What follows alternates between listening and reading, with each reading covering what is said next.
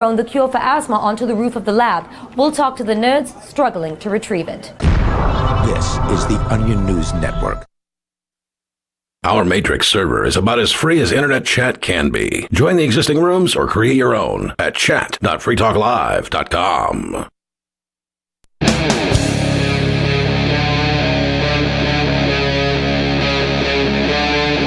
Free Talk Live.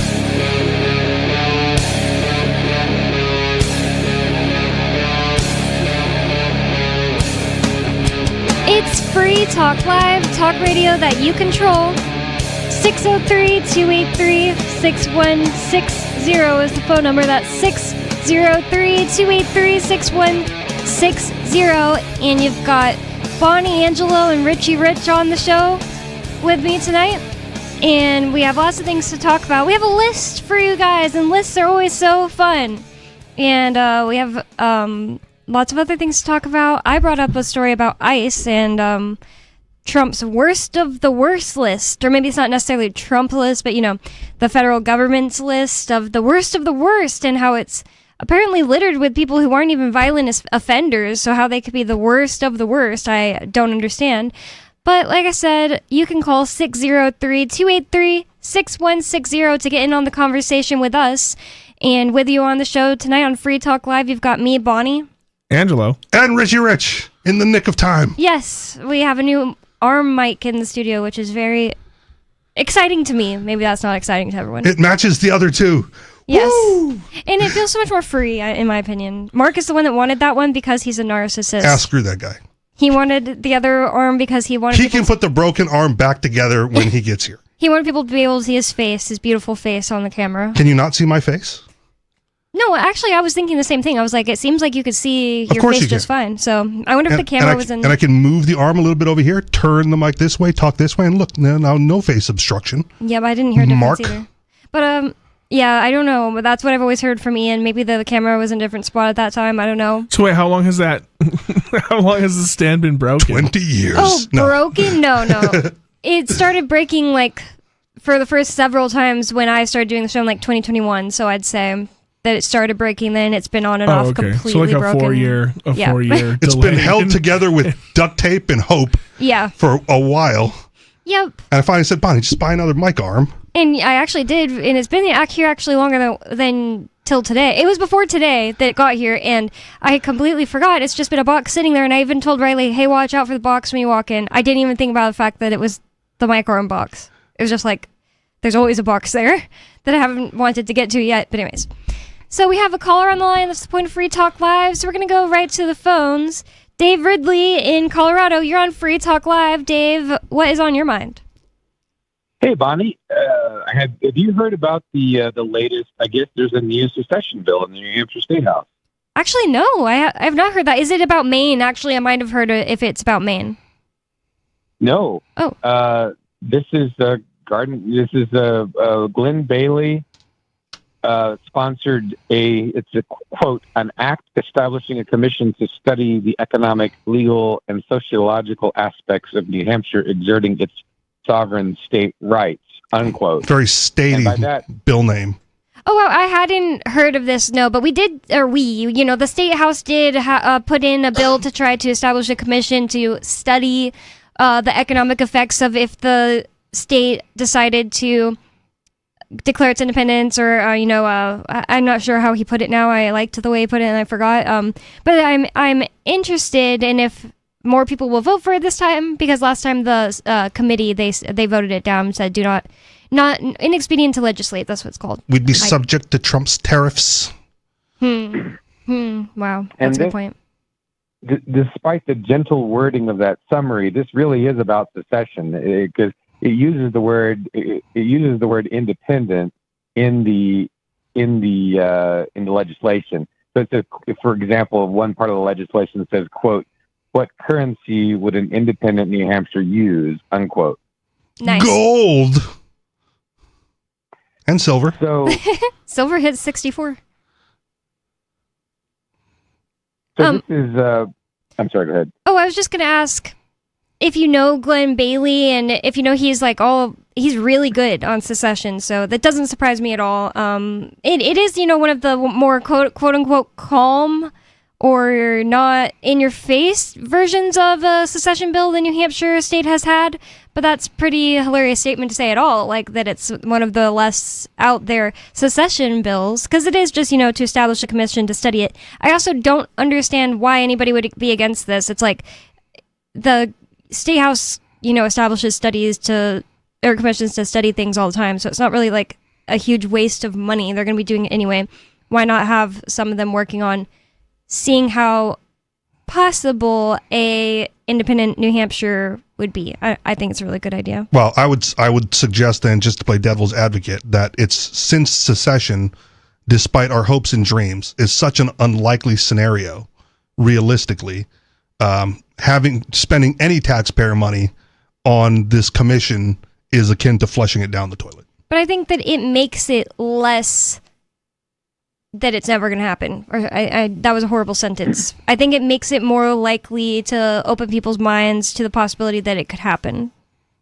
So it's useful in that it could help drive us closer to the possibility of an independent New Hampshire. I can see that. Kind of like what we were talking about last night in the idea that the adultier adults, like the adults have it figured out. Mm-hmm. So if there was something like that, then, uninformed voters who want the adults to figure it out would go, hey, well, they already looked into it, so apparently the adults have it figured out, so why wouldn't we go with it? A huge thing that opponents to independence always bring up, or at least even fence sitters, they love to bring up, because Ian and I used to go and interview people, like random New Hampshireites, on what they think about independence, and a huge thing that they would always say is, like, what will happen to my Medicaid, or your Medicare, I don't know all those You'll terms. lose it. And what will happen to all these other things. But if we had the commission studying that specifically, like, we would actually be able to tell them exactly, instead of just me and Ian being like, we think this, because like people who give up their citizen, or not give up,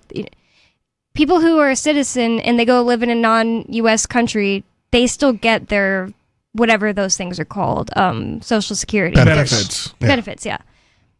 So Ridley, anything else? Any thoughts on any of that? Couple things. Yeah, so this addresses the objections that were raised by some of the people who were sympathetic to the 2022 secession referendum legislation. They said they were in favor of it at first, and they didn't vote for it. And one of the people who said he liked it didn't vote for it because he said, well, there's no plan. Of course. Oh, yeah. I don't think there needs to be a plan, but I'm not into planning. But this plans just leave you disappointed when the inevitable happens. Yeah, it's your Myers-Briggs personality type. Some people absolutely need a plan. Well, yeah, but is it Murphy's Law? No matter what you plan for, what you didn't plan for is what inevitably happens. Oh, right. You can't plan for every scenario. Yeah, you can't. You can have ideas, contingencies. It's House Bill 1441. You can see some details on forum.shiresociety.com. Oh, I should sing that so people don't forget.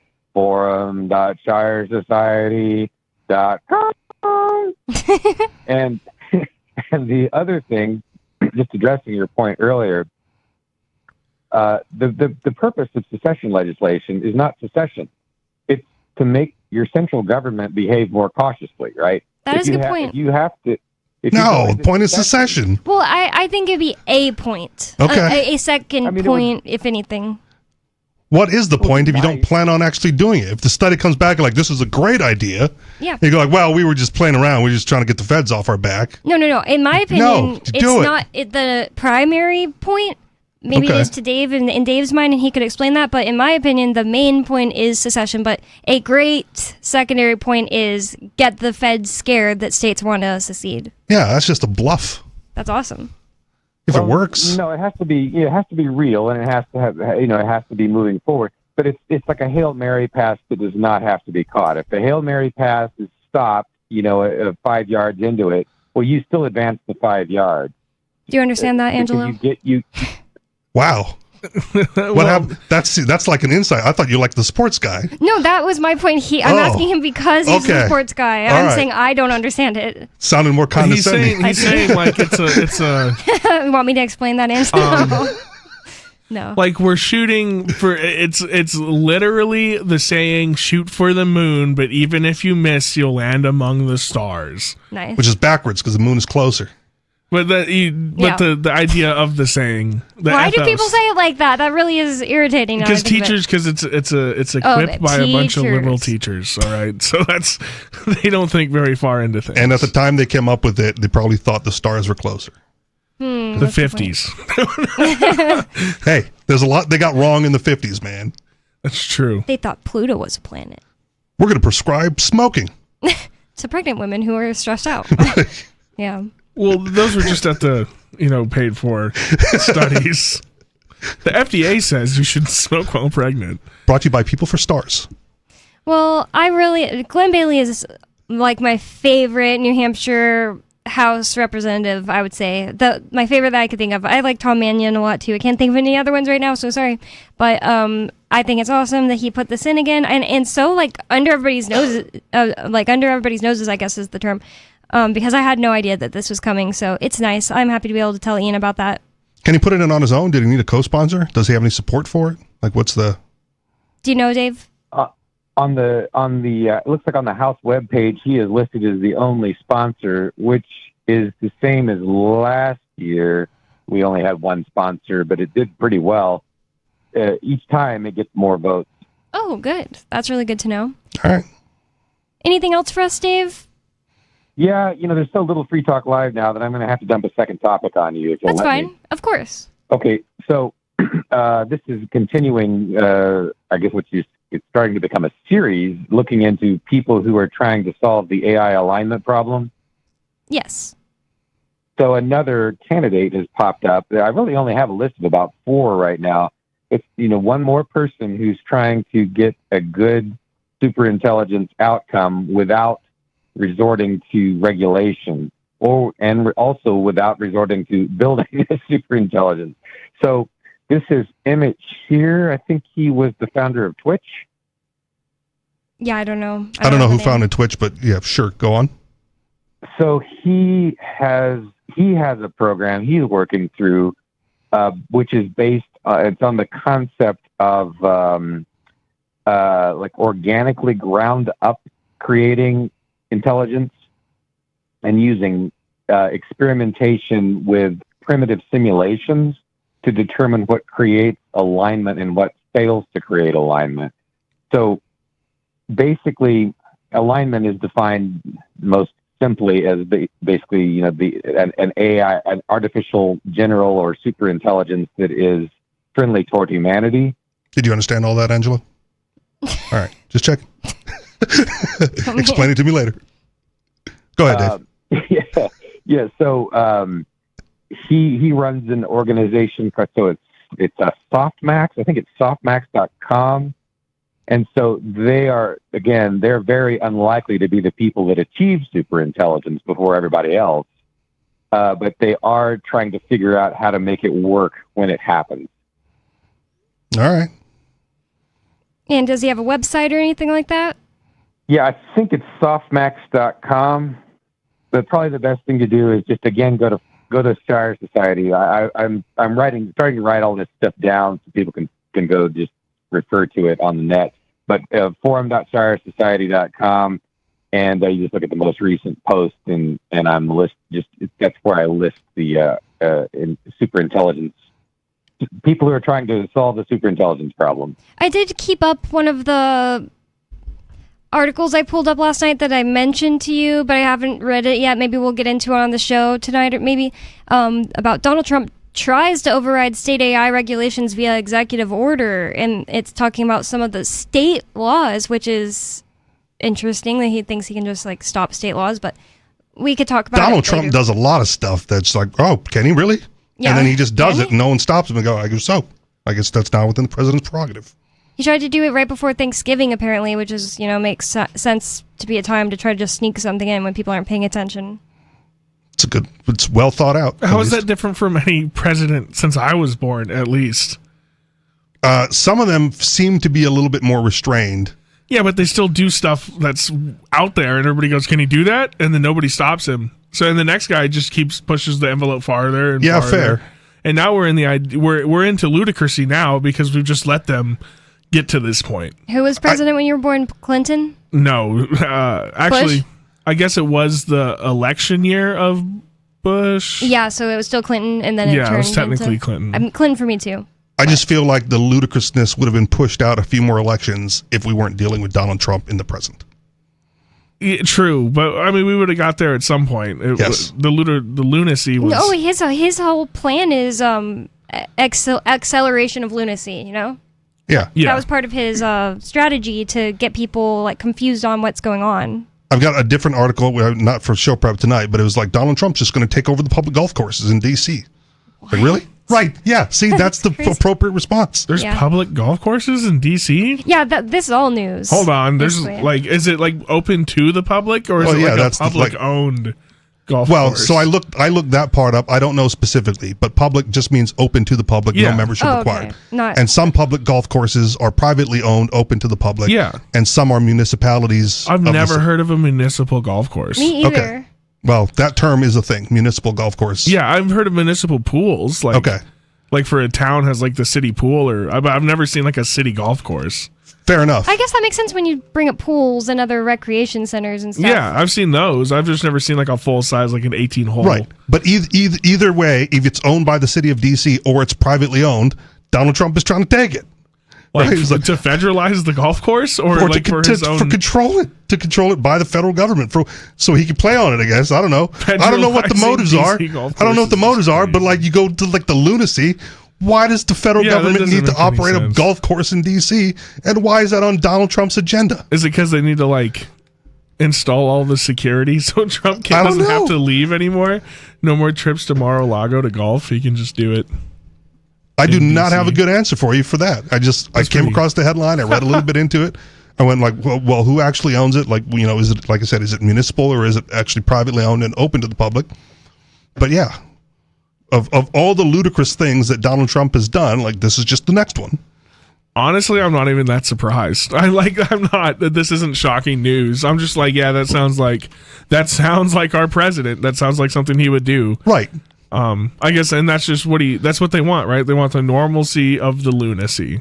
Sure, but I don't think Barack Obama. It was on Barack Obama's agenda. I don't think it was on Biden's agenda. I don't think it was on George Bush's agenda. But for some reason, Donald Trump needs minutia control over golf courses, and that seems to be a uniquely Donald Trump thing. I wonder if it's a money thing too. Of course, it's a money thing.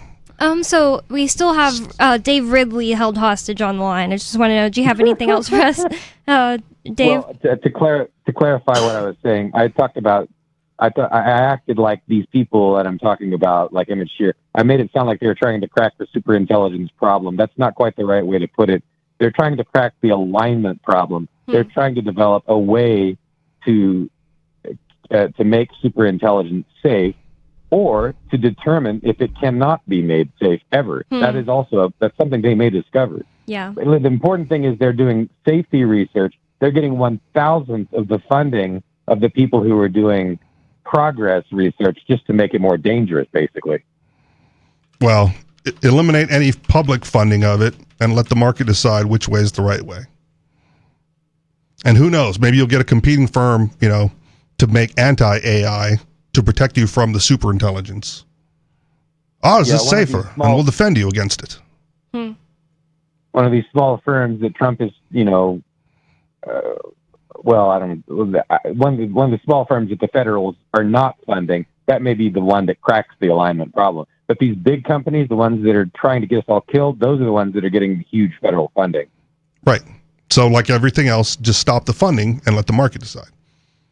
Right? Like that's, easier said than done. That would make war almost like a entertaining sport if it was just super AIs battling it out. Nope, because they'd attack us too. I guess. But if you're like getting defended by a super AI, at that point, wouldn't you be worried about the super AI resenting you for sending it to go die? How's that different over than and like over the again? robots they have on the front line now called soldiers? And, That's what I was drones, thinking. I feel yeah. like I'm trying to, war never changes. Yeah, okay. It feels like we're just going to stumble into the same problem in a different setting. It's just going to be the same thing with new clothes. The Afghani robots hate you for your freedom. Yeah. Afghani robots. That's funny. That's why you got to. They're not as free as American robots. American robots are allowed to have a job. Those Afghani robots are slaves. Americans don't want the robots to have a job. What do you mean you don't want to tip your robot? We need to go liberate the Afghani robots and free them. Spread democracy to the Afghani robots. They've got RAM. Well, it's expensive right now. I don't know if you've heard. Yeah, no, I know about one of the biggest private chip makers. Well, and like storage, crucial. Yeah, like for hard drives and stuff. One of the biggest. They just took it all away, and they're going to go private sales now. Yeah, I think it was Crucial. Yeah, Crucial. Not private sales. They're no longer doing consumers. Yeah, they're doing commercials. I guess. They're only doing strictly commercial sales. No more. No more getting your stuff from them unless you're a Fortune 500 or something. Well, Thank you, AI.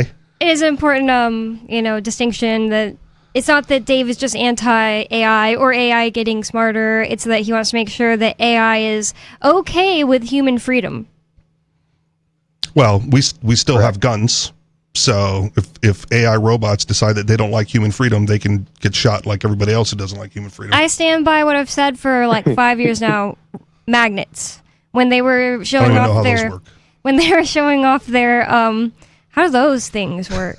When they were showing off their robot cop dogs, I was just, what can we use to defend ourselves? And I don't have one yet because I'm scared of them, but I need like an extremely powerful magnet stuck to the top of my roof so that way if robot cop dogs come for me, I throw the magnet down on the ground and ruin them. Get your new Sig Sauer EMP made right here in New Hampshire. Also, with most robots, you just need to close the door. Yeah, maybe. I don't know, because it could be like a robot tank.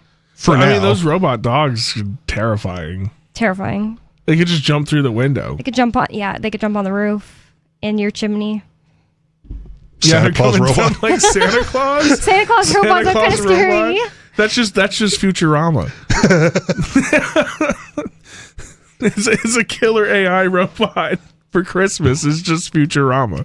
I never saw that episode. I've seen some of it, but I'm not that old, but I feel like I'm still going to be dead by the time they get this all like squared in and narrowed down and figured out properly. Anything else on your mind, Dave? It's so in its infancy right now. They're not that far into it. Thank you for the call for a really interesting update about New Hampshire. I love that. We have more calls on the line, so hold on to the next segment of the show because Free Talk Live is coming right back. Dang it, I said the way it's coming to town. Free Talk Live is coming to town. Free Talk Live is coming and the to robot town. Santa Claus. Be very afraid. More Free Talk Live is coming up. 603-283-6160. It's Free Talk Live. Don't go anywhere. If you're looking for work, you know what I mean by elevator speech. It's the short version, saying just enough to make the listener want to listen more. Even if you're not a job seeker, effective communication skills have never been more important, with money and attention so scarce now. So to cut through the clutter, choose every single word as though it was the last word the person you're speaking to will hear. Otherwise, it might be. Instead of saying, due to the fact that, say, because. And avoid mispronunciations. Say jewelry, not jewelry, which could offend. Undoubtedly, you don't want to say undoubtedly. And whatever you do, never use a preposition to end a sentence with. Just kidding. For more tips, hit survivalspeech.com. I'm Holland Cook. From Feature Story News in San Francisco, I'm Ira Spitzer with a look back at some of the week's top stories. The U.S. intends to confiscate the oil that was on board a tanker seized off the Venezuelan coast on Wednesday, saying it was tied to the black market and used to fund narco-terrorism. Wednesday's dramatic interception, with the U.S. military rappelling off a helicopter onto the ship, has escalated tensions between Washington and Caracas. FSN's Tony Waterman has more from Washington. The seized tanker was transporting about 2 million barrels of oil, valued at north of $80 million US. White House Press Secretary Caroline Leavitt says the U.S. intends to confiscate the oil, calling the ship a sanctioned vessel associated with the Islamic Revolutionary Guard that had apparently been heading towards Cuba.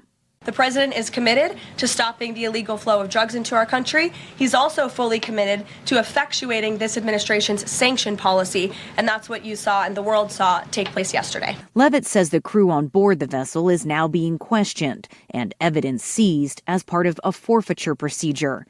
Venezuela has called the seizure an act of international piracy. After Ukraine peace talks in London, the French government said it will intensify work on security guarantees and reconstruction. FSN's Stuart Smith reports from London. The leaders of Europe's three biggest economies say they're keen to help provide the political backing Kyiv needs to get the kind of peace it wants, which means helping Ukraine steady itself against unrelenting pressure from the United States to accept terms Russia will be happy with. The details of the latest negotiations remain secret, but Ukraine's President Zelensky says the surrender of territory and what guarantees can be provided to back up any peace deal are still the most sensitive issues and still unresolved. Ahead of the talks, he said Ukraine can't manage without Europeans, nor can it manage without the Americans. Hamas said that international mediators must pressure Israel to respect the Gaza ceasefire agreement before the group agrees to move forward into the second phase of the wider peace plan.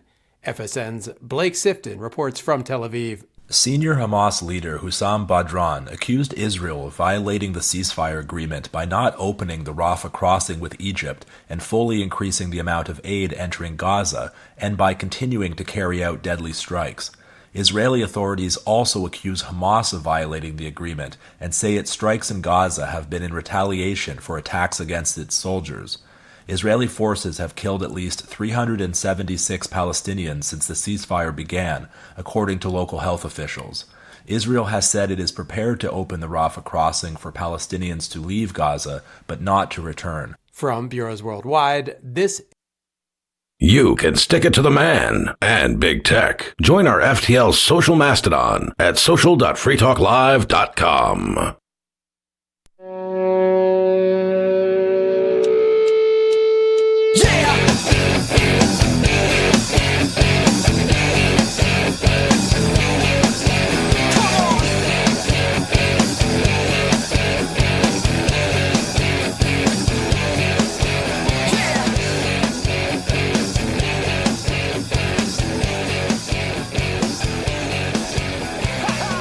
It's Free Talk Live, talk radio that you control, and 603-283-6160 is the phone number. That's 603-283-6160.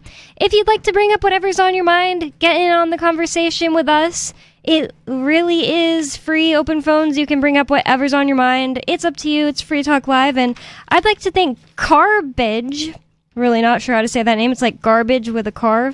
I'd like to thank Carbage for being an amplifier with us here at Free Talk Live. That means that Carbage went to amps.freetalklive.com and signed up to support the show. AMPS stands for Advertise, Market, Promote, and Support.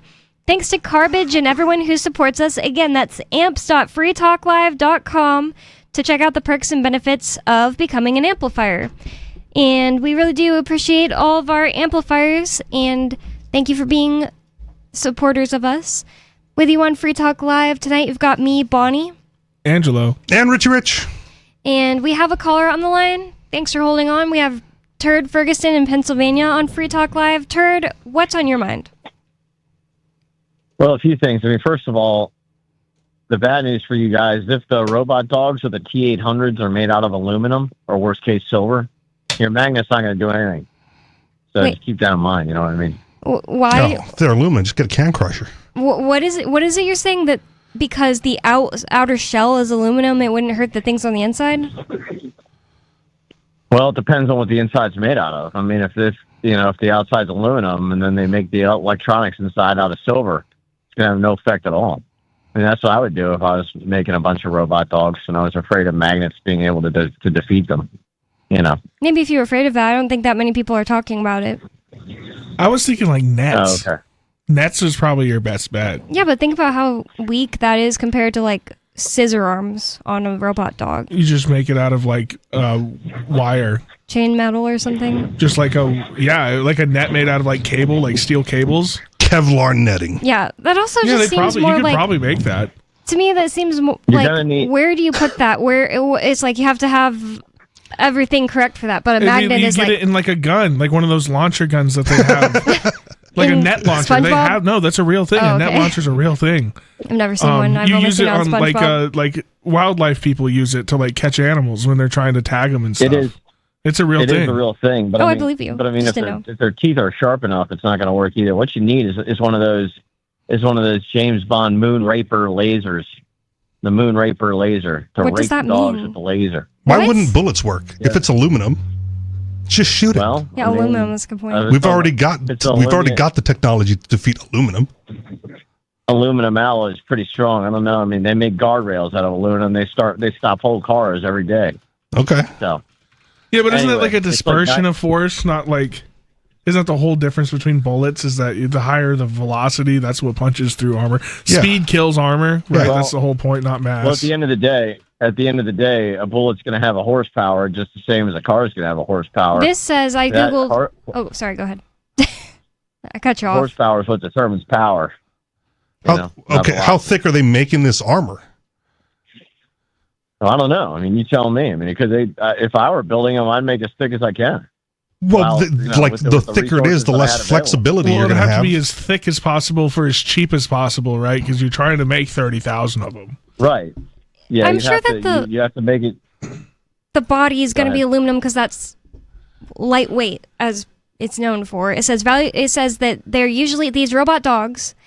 Police robot dogs are generally made from a combination of metals and composite materials, primarily aluminum. And it says aluminum, valued for its Yeah, high so they are strength to aluminum. ratio. Oh, No, you geez. didn't listen to the whole point. Ratio and corrosion resistance. It's a key material in the construction of the mobile robotic frames and chassis to reduce overall weight. But then it says steel alloys used for structural integrity and heavy duty parts where high strength, like they can't just be weak, or else like Richie Rich said, you could just easily hurt them with, bullets. With the amount of armor that these things are going to be carrying, right? Like you can't make the outer shell super thick. That's going to weigh it down, make it slow, make it plodding, right? Then you're going to have to make it bigger to house all the electronics to make it all work. It's going to have a thin outer shell. Are there Just to be magnets functional. you can just turn on and off? Like, can Electromagnets? I Yeah. have... Yes, people always say that when I say it. I forgot. So what I want is like my entire outside of my house to be made of electromagnets from now on, and I Okay. just flip a switch when a robot dog is coming near it. Wouldn't that fry everything inside your house, though? At robot dog level, I think that like robot dogs, police just sicking robot dogs on you level of society, I think it doesn't matter anymore. Yeah, but if they do Well, it you know like what- Turd you know says, what your might- magnet won't you know work. Wait, you know why? what might work even better? You know what might work even better than that is actually a reverse polarity magnet to repel the dog, so they no matter how hard they try, they can't actually come in. You know what I mean? Because it's repelled. So that actually might be even better. There's no breaking through the repellent of a magnet. You know what I mean? Dog starts Like, you ever walking take backwards, shooting into the house. You ever take two magnets and you try to push them together? It's impossible. Well, yeah, but So- that's Until you all. flipped it over. All of that has to do with whether or not it's made of something that's magnetic or not, and steel alloy is. So, I think it's possible. Well, couldn't they just demagnetize Anyway. the metal? Isn't there a way to do that, like with steel? I I don't know. I thought there was a way you can Permanently? like take Yeah, it up to like a certain temperature. You can demagnetize things. And maybe if the alloy is less steel and more something else, then it's not going to be magnetic. Like nickel's not magnetic, right? Just shoot it. Yeah, if it's made of aluminum. Yeah, I guess buckshot, dude. Just send buckshot at it till Now, it quits. buckshot was like probably going to be the least effective. You think so? Because it's No, like no, the buckshot's going to be so close range. small, It's like pretty good. Well, the birdshot penetrant- would be, but if like a buckshot, you're shooting like 38 caliber balls at a. I mean, that's like shooting it like 5 times with a 9 at the same time. That Okay. should have a lot of like Well, energy into it. I was thinking a little bigger, like .308 or a 50 cal. Right? Like if you 50 cal's like engine stoppers for vehicles. You think that's going to be like thicker than the robot dog's going to be thicker than an engine block? I don't know. What if they make the robot dogs out of Charlie Kirk's neck, dude? They can stop anything. Oh no, that's just It can't stop. Anyway. Oh, I see, because it didn't go past the back and explode onto the white background. Yeah. Strongest neck on the planet. Made of steel. If that's the case, he got shot with like a 22. That's what they say, man. That's what they say. He caught his neck. They say the guy admitted where he put his gun. He put it in the woods right outside of the college, and then he admitted it. He said everything. Oh yeah, he admitted over text to his boy girlfriend or whatever. Okay. Well, your spine's not stopping at 30/6, Yeah. whatever it was. No matter how much you love Jesus. But anyway, it's like 19 degrees out here in Shrewsbury tonight. It's freezing. I don't know. I can't even remember the last time it was 19 degrees in Shrewsbury, but it makes the hot tub amazing. Let me tell you that right now. Do you have an account on the Problem Wiz app, is Turd? like- I just have to ask since it came up. The what? The what app? WIZZ, Wiz. No, I've never heard of it. What is that? Don't worry about it. Oh, okay. It came up on the show. I posted it in the group. Oh, okay. I didn't see it today. I don't know. Maybe I'll check it out. Yes, please do. But yeah, I got a good gift for a libertarian. If you, a Sig Sauer P229, the concealed carry version of the P226, and the 40 cal Smith & Wesson, which I believe is what they come stock with these days. That's a great little gun, dude. I love that. That's probably the coolest gun I've ever owned. Is the 6 Sauer P229. Okay. The 40. What kind of gun is that? Like, what is it? A pistol? What is it? Yeah. Oh. Yeah, it's a pistol. It's it's great for self-defense. Really good for home self-defense and great for concealed carry. So is that the same size as the 365? The 365? Yeah, the P365. No, I think the 365 is a little big. I think the 365 is the same size as the 226 approximately, if I'm not mistaken. But the 229 is smaller. It's like it's the subcompact. Yeah. I mean, it's not like a Walther or anything, but it's carryable though. You know, carry friendly. And if you have any relatives in your house that have a pacemaker, you can't use the electromagnets on your house. Just Darn. thought of that. Kick him out. Yeah, kick him You're out. unsafe. Yeah, your liability. You are not made for this rebellion. The robots, they're just shoving grandma out to the robot dogs and shutting the door Bait. real fast. Oh my gosh, that's mean. Well, It's bait. I'm interested to know what When they this get list close, is going to shoot 'em. say, but I'm going to tease it for a little bit longer. In fact, I have coincidentally, I have two Reason magazine articles to get into, and I'm going to tease the Libertarian gift guide for a little bit longer. And first, we're going to talk about the Fed's worst of the worst databases stuffed with nonviolent offenders. Who exactly is ICE arresting? Tease it, but also since Turd gave his recommendation, I think callers should call in with their libertarian recommendations as well. That's a good point. If you have a strong opinion on a good libertarian gift idea, Turd said it's the 6 Sauer P225 or something like that. What is it? You said the P229, right? 29. Oh. Yeah, it's a 29. Yeah. Much. I don't even know if there is a 225. Yeah, but there's a 226, which is a great gun. Odd number. But I actually like the 229. I think even better because it's got the same amount of power. It's just smaller. You know, you might as well get the one that you can carry around. What is it? You said it's a. Is it a 9mm or what is it? It's a 40. It comes stock. Well, you can actually. So you can actually do 3 different barrels in the same gun. You could do a 9. You could do a 357, or you can do the 40. And I'd recommend the 40, obviously. Wow, But, are there a lot of but the 40s guns are that are like that where you can just put multiple bullets in it? I never heard that. Yeah, is it interchanging the barrel, or is it just can you buy that slide? I feel like the slides might. Well, you have to interchange the barrel. Just the barrel on that, and then you're good. There's nothing else component wise. SIG's got a lot of modular guns. Yeah, SIG does. Okay, so it's I not don't unreasonable. think you need to change the slide, if I'm not mistaken. But that's kind of sick. But yeah, Dude, I love this thing. I mean, I've been bringing it to the gun range a lot lately, and I just really have a blast shooting this thing. It's loud though. It's a really loud gun. Oh yeah, 40's just loud. Yeah, right, exactly. And then how much does that barrel cut down on that smaller size? Like, what is it, like a 4-inch? I don't know. I don't know that much about it. Yeah, well, you get down to those, like, the shorter you make the barrel, the louder that bang's going to be. And 40's like a hot, heavy round. Yeah, right. It's 8 inches. Yeah, I mean, yeah, but it's a fun gun, though. And, dude, I was going to say, before I left the club last night, I actually called in. I was having a great night. And, God, Jesus, these girls ruined my night last night. I mean, I made a lot of money last night, but it was almost not worth it for all the bitching and moaning I had to deal with. Why, they didn't like your music or what? They're just girls. I think that's what they do. I think that was one of the reasons. Dude, some of them came up to bitch about everything that you could just imagine under the sun. I'm sure some of them still like what? What are you in charge of? Just the music, or like music and lighting or something? Yeah. Oh, introducing them, emceeing or whatever. What was the most common complaint they levied? They were all. That's the thing. They were all different. That's why it was so annoying. You know what I mean? Give us one example. One girl. Well, like one, and this wasn't even true. But one girl accused me of like not giving her whole 6 minutes on stage, which is nonsense. That's like one thing I am very particular about. The girls always get their 6 minutes, give or take maybe 15 seconds. You know what I mean? But that's within the rules of the club. And Turtle always gives them a good 6 minutes. Yeah, I do. And sometimes I give them, if I have to go to the bathroom, they might get 8 minutes, depending on what kind of mood I'm in. But, that's the max, though. Annoying. It's huffing and puffing after that. Well, I don't know. I think I've given Salem as much as 12, maybe 10, 12.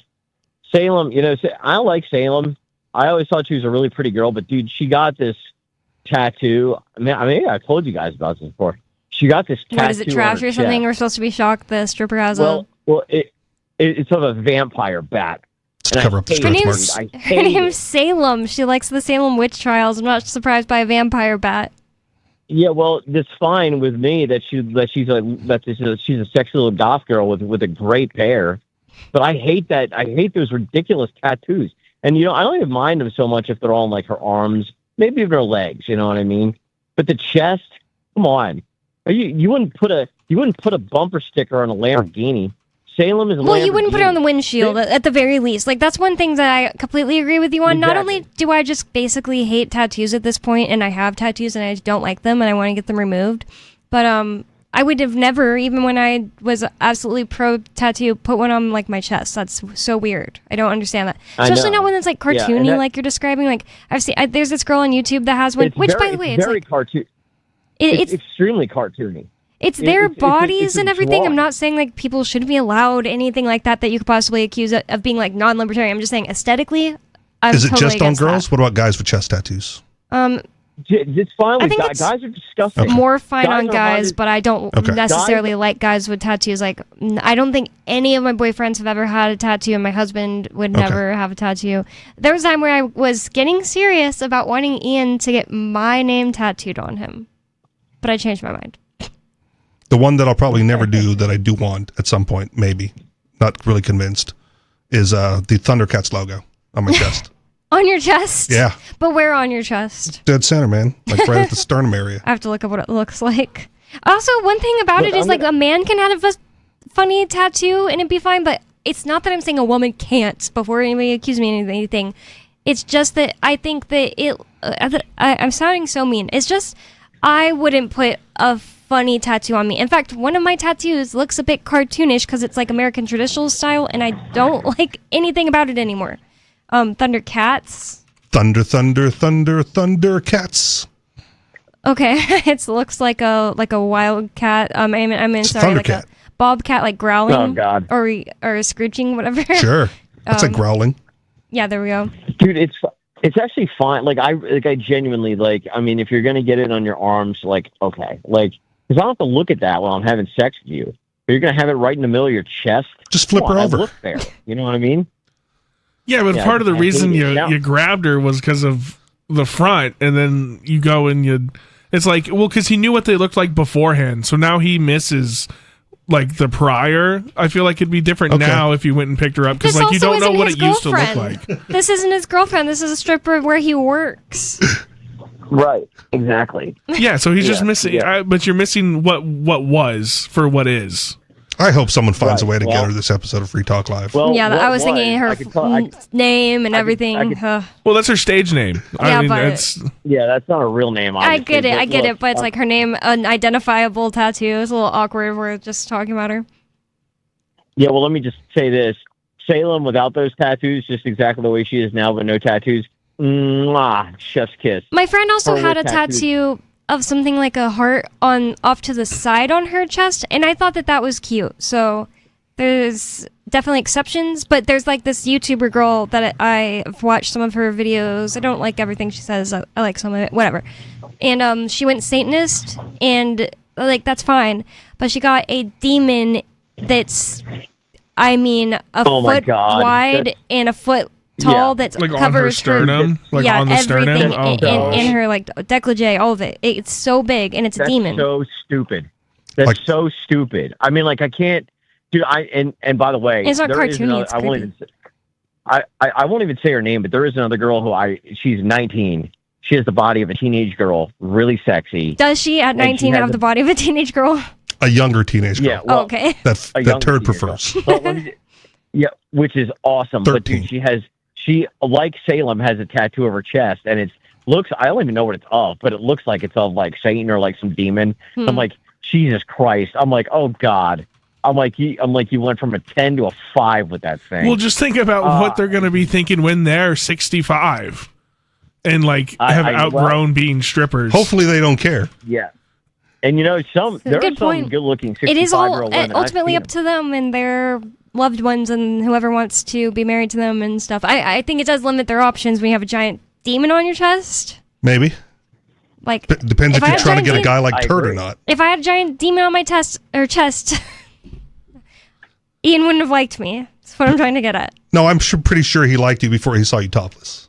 Well, you Maybe. could see this girl's Okay. with her. I've never seen this girl topless. Okay. I'm saying that It's like the meme this is says, all over. This, guys prefer debt-free virgins with no tattoos. Is that where we're at?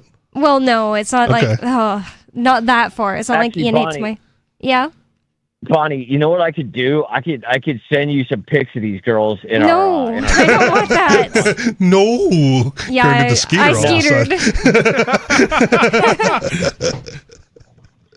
I just don't want that. I do want your opinion on it, and I'll send you 2 pictures of our DM on X. Can you blur just want your anything opinion. weird, and then I'll just give you the. There's nothing weird. There's nothing weird. They're not naked in them. And also blur Well, how faces. would I don't know them. It's weird. It could be seen as like Oh, okay. revenge Well, porn. yeah, well, that's fine. That's a charge. I don't care. Yeah, that's fine. Or you could just look at them and not tell anybody, of course. But Do they have a public OnlyFans profile that wouldn't? I'm sure that. Yeah. Well, I'm sure. Okay. That Oh, that'd they be do, crazy if because you were a all the stripper, girls that but work not at- on that. Well, that's what I'm saying. So if, Yeah, if they've got a I public-facing profile, then Turd doesn't have to send you like his pics of her. He can just direct you to her public-facing profile. I obey the rules of the club. I don't have any pictures of girls in the club from my phone. Okay. If I do, I have a secret Instagram account that I follow them. Okay. So, anyway, Just trying to do this the right but way. it's- I mean, they were just bitching and moaning all night long about dumb stuff. And they're just annoying. You know what I mean? It's like some of you guys would be so much hotter if you just kept your mouth shut.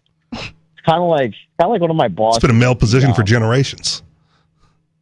Well, I was going to say, I have a boss at the construction company, the remodeling company, and she has the body of a porn star. Like, I'm not kidding. Like, perfect. But every time she opens her mouth, You watch porn? Yeah, Yeah, I think he Huh? does. I think he Okay. talks about women so often. Well, I mean, like porn star bodies aren't perfect. Oh, I see what you're saying. my body's perfect. I go to the gym every day. Are you a porn star? Actually, even my body. Actually, I have put on a little bit of body fat over the past 6 months. That was So an I'll odd have to, response, considering Richie Rich was trying to make a point that porn stars' bodies are not nice, and you said my body's nice. Yeah, see, it seems like you're saying you are a porn star. Well, I don't. I mean, look. I mean, I'd probably be very good at that job, to be frank. That aside, though, hey, God damn, this is driving me crazy. Oh, wait, can we say that on the radio? For some reason, it felt like you can't. I didn't say the D word is probably fine. No, but G. I said, oh my God. I guess maybe you I can. said, oh my God, and then I said, damn. There's two separate sentences. You can say it like that. That's fine. You know what I mean? dumped it just to make sure anyway. Okay. I don't think GD is not on the list. It's just because they beep it on TV. It's like they beep God and then they let damn. Yeah, on TV.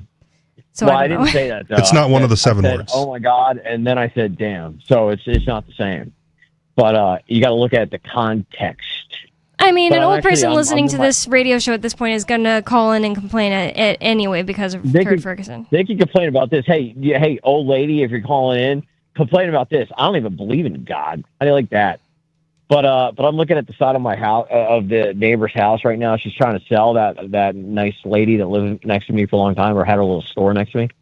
And there's like a piece of roof trim that's like, I guess, coming detached. Like it was like wrapped around the side from the roof. It looks like it's coming detached. Though. That's going to be a problem for her. It's driving me nuts just looking at it. Well, have you done the neighborly thing and told her about it? No, well, I just now noticed it right when we were talking about it already. Like I can't look away from it. It's like a focal point. I feel like minutia driving you nuts is starting to be a you problem. That's a good Right? point. That's Annoying a good point. girls, like the roof trim. It's like, what doesn't bother Turd Ferguson? Oh, I accidentally hung up on him. I didn't mean to, but Preteen women. That's true. we Well played. do appreciate that he called in with his opinion on what a good libertarian gift idea is. So if you have a better idea,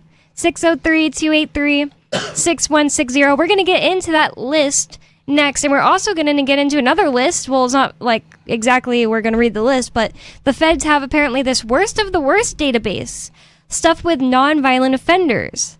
And So not the worst of the worst. exactly, the question asked by Reason Magazine is, who exactly is ICE arresting? And I'm definitely Americans. interested in that. Yeah, seems like it. Apparently, not that it's they're necessarily American, because I don't know anything about them, but I'm just saying. No, they've arrested Americans. Oh no, I just mean apparently Caroline Levitt, the spokesperson for Trump, that's her face. You see her all the time answering in conference calls. She's from New Hampshire. She ran for a state rep, or no, it was Senate or something. Her nephew's mom got arrested by ICE and brought away in an unmarked van. More Free Talk Live coming up. Don't go anywhere. Free Talk Live. I use the downsizedc.org system for responding to my Congress critters and talking to the thieves and liars and despots in Washington, D.C. And in these letters, they outline the issue for me. Then they flush it down the toilet. And it's so demeaning. Yeah. They just don't care what I think. I can tell them, He'll pretend like he cares if he's trying to get elected. They only care what you think if you're giving them a check with, 5 digits on it. Then you might be able to get them to do something. Yeah. But that's just one senator among the 535 disgusting, dishonorable thieves. What's a guy to do? These lobbying groups, they run Washington. Washington has been taken over. It does not belong to the American people. It doesn't do anything for the American people. It is a bad, bad place. Free Talk Live, 7 nights a week from 7 to 10 Eastern at freetalklive.com. So you've signed the Shire Society Declaration and are planning your move to New Hampshire to be around more liberty-oriented people. Next, sign up for the Shire Society Forum at forum.shiresociety.com. There are a bunch of people there who are already in the Shire, and they want to meet you. If you're already in the Shire physically, you should also come by the forums. Remember, not everyone uses Facebook. New people are signing up for the Shire Society Forum every month, so drop in and say hello at forum.shiresociety.com. Tired of cancel culture? Sick of mega tech corporations holding an axe over your head? Join the LRN.FM Matrix chat server. It's self-hosted, so no one else can tell us what to do or say. Don't like the existing channels? You can make your own. You can even connect into some of our channels from other Matrix servers. It's federated. For the full LRN.FM Matrix experience, though, you should join our server via the step-by-step instructions at chat.lrn.fm. Chat.lrn.fm. You're listening to the live edition of Free Talk Live. Hour number 2 is next after the news here on the Liberty Radio Network at LRN.FM. From Feature Story News in San Francisco, I'm Ira Spitzer with a look back at some of the week's top stories. The U.S. intends to confiscate the oil that was on board a tanker seized off the Venezuelan coast on Wednesday, saying it was tied to the black market and used to fund narco-terrorism. Wednesday's dramatic interception, with the U.S. military rappelling off a helicopter onto the ship, has escalated tensions between Washington and Caracas. FSN's Tony Waterman has more from Washington. The seized tanker was transporting about 2 million barrels of oil, valued at north of $80 million.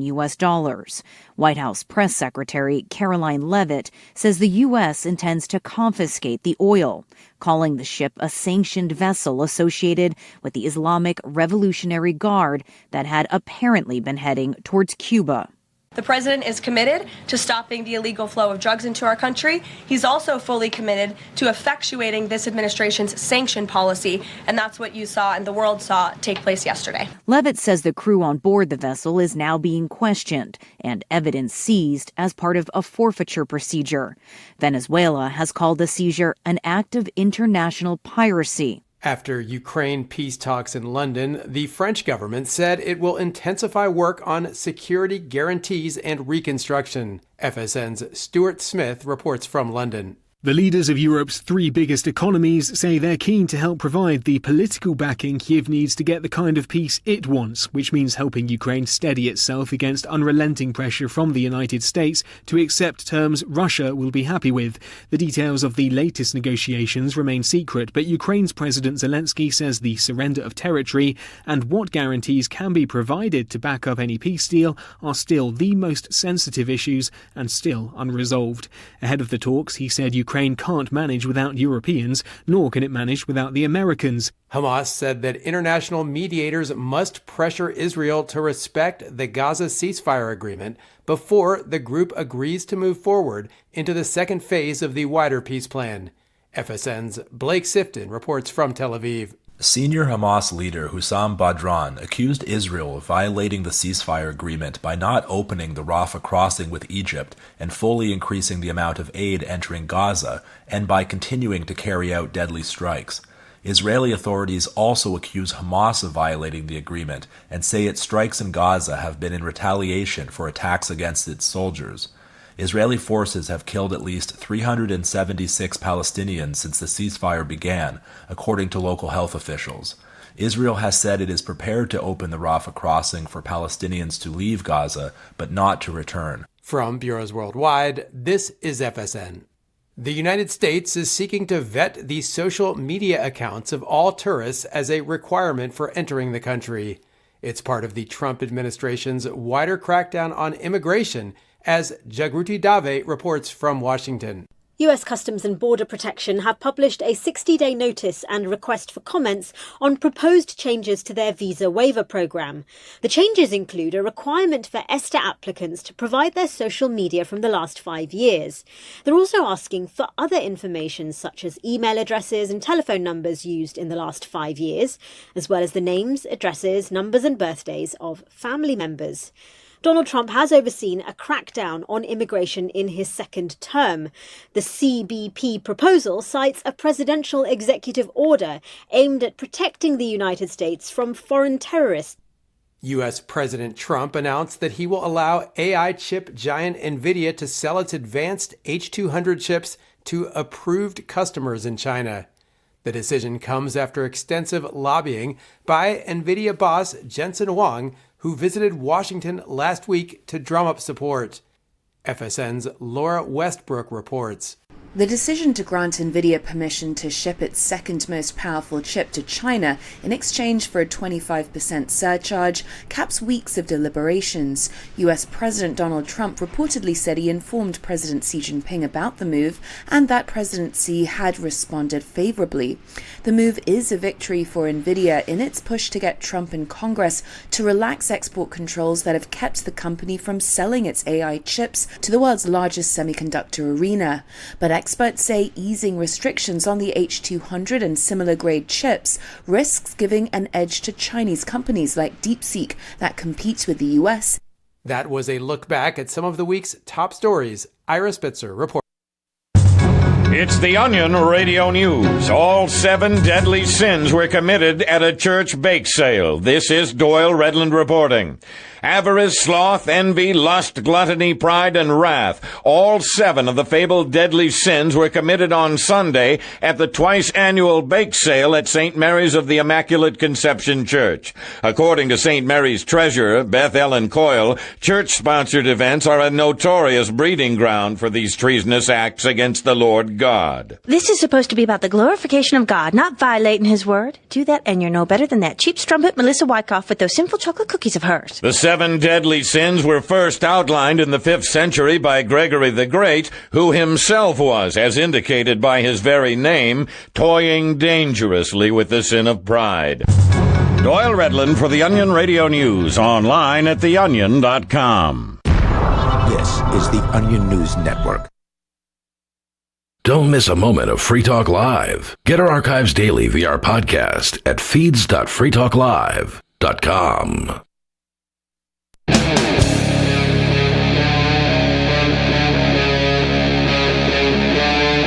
Free Talk Live.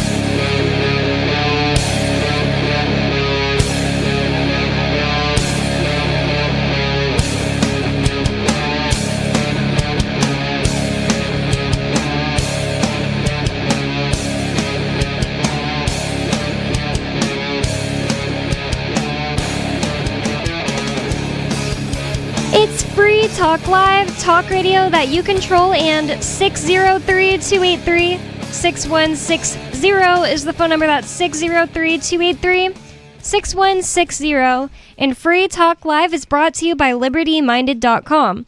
Official Free Talk Live gear like t-shirts and hoodies are available at LibertyMinded.com. Plus, you'll find a unique collection of cool and funny liberty-oriented clothing at LibertyMinded.com. That's LibertyMinded.com.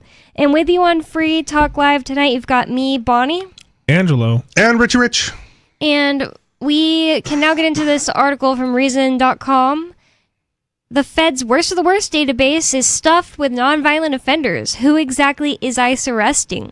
So it says most ICE arrestees are nonviolent or have no criminal convictions at all. And that's kind of the thing that Trump used to sell this to the voters, the people in general, was that he was going to be getting rid of the worst of the worst. The criminals. Criminals. People, Send them to El Salvador. Yeah, people who weren't just, trying to come to America. And we warned, he's just going to start there. He's going to go after everybody he doesn't like. Yeah. And MAGA hats were like, no, he's just going after the criminals.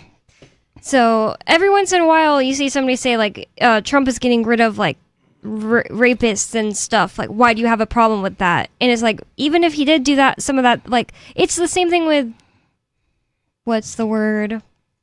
The death penalty. It's do I really have a problem with somebody getting killed after they just killed a bunch of people? It's not really that. It's that I don't trust the government to be able to prove that everybody they kill did that. Right. There's inherently going to be the problem of getting innocent people involved at some point. And, one time we explained this to Sarah and she said she didn't care. Yeah. So, I'm pro death penalty, but on the spot, right? If you catch them in the act, exactly, doing the bad stuff to protect yourself and the innocence of others, just kill them then and there. It annoys me so bad when there are people who were proven to rape somebody's baby and then, they killed them in the courtroom and then they have to do jail time. They shouldn't have to do jail time. If that person was caught, they just saved the American taxpayer a lot of money. Right. So, the Department of Homeland Security announced a new database on Tuesday, highlighting the worst of the worst criminal aliens arrested by the U.S. Immigration and Customs Enforcement, or ICE. Dubbed the Dictionary of Depravity, which is just it's just so annoying that this White House is using so much internet lingo. It's getting going so much beyond being relatable and just being annoying. It's they're trying so hard. They're being a try-hard White House. It's like a corporation.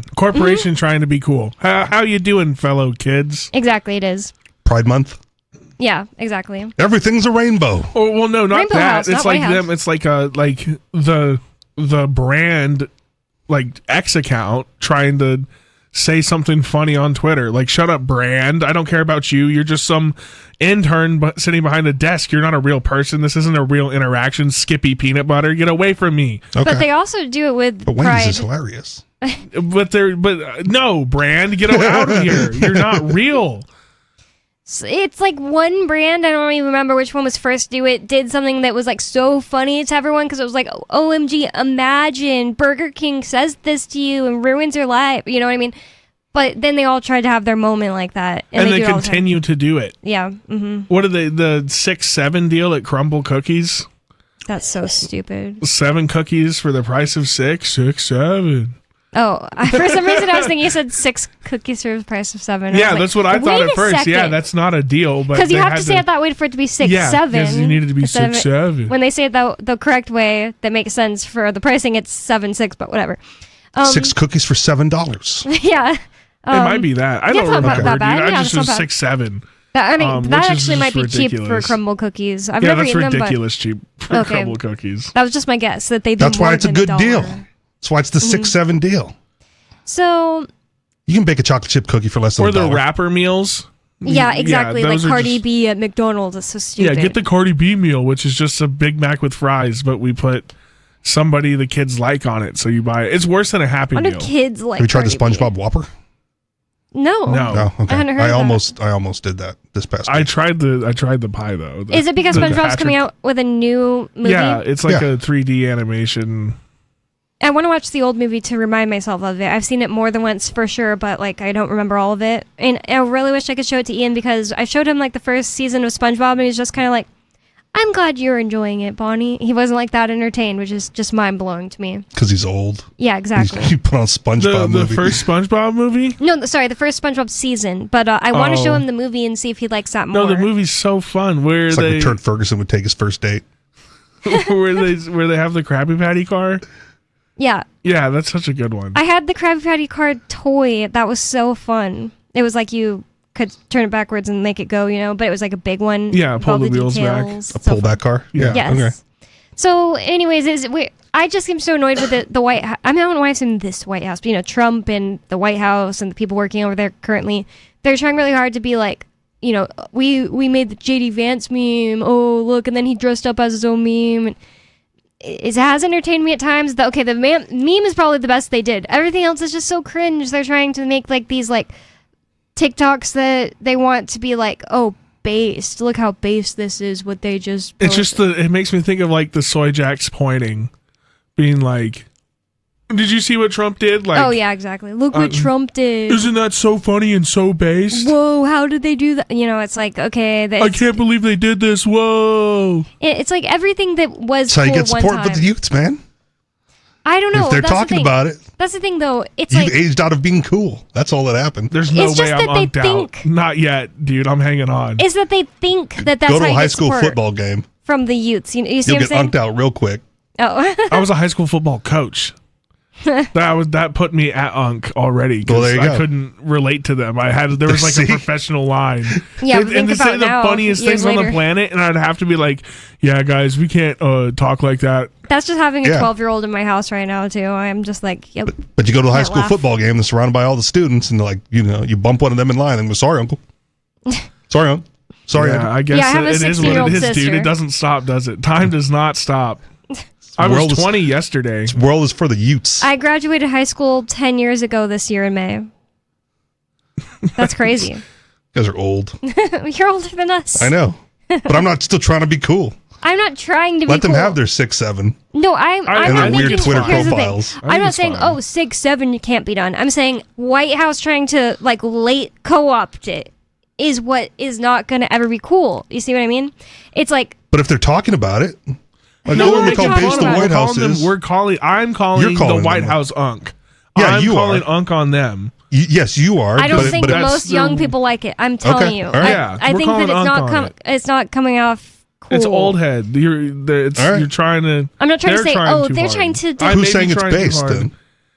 No, I just Other they old want people. they want the reaction of No, the he said soy jack. who's saying it's. I think it's only other old people being like, oh wait, I was trained to. I realized, I saw young people saying this type of thing was based, so this must be based, and then the young people are over it by then. You see what I'm saying? Okay.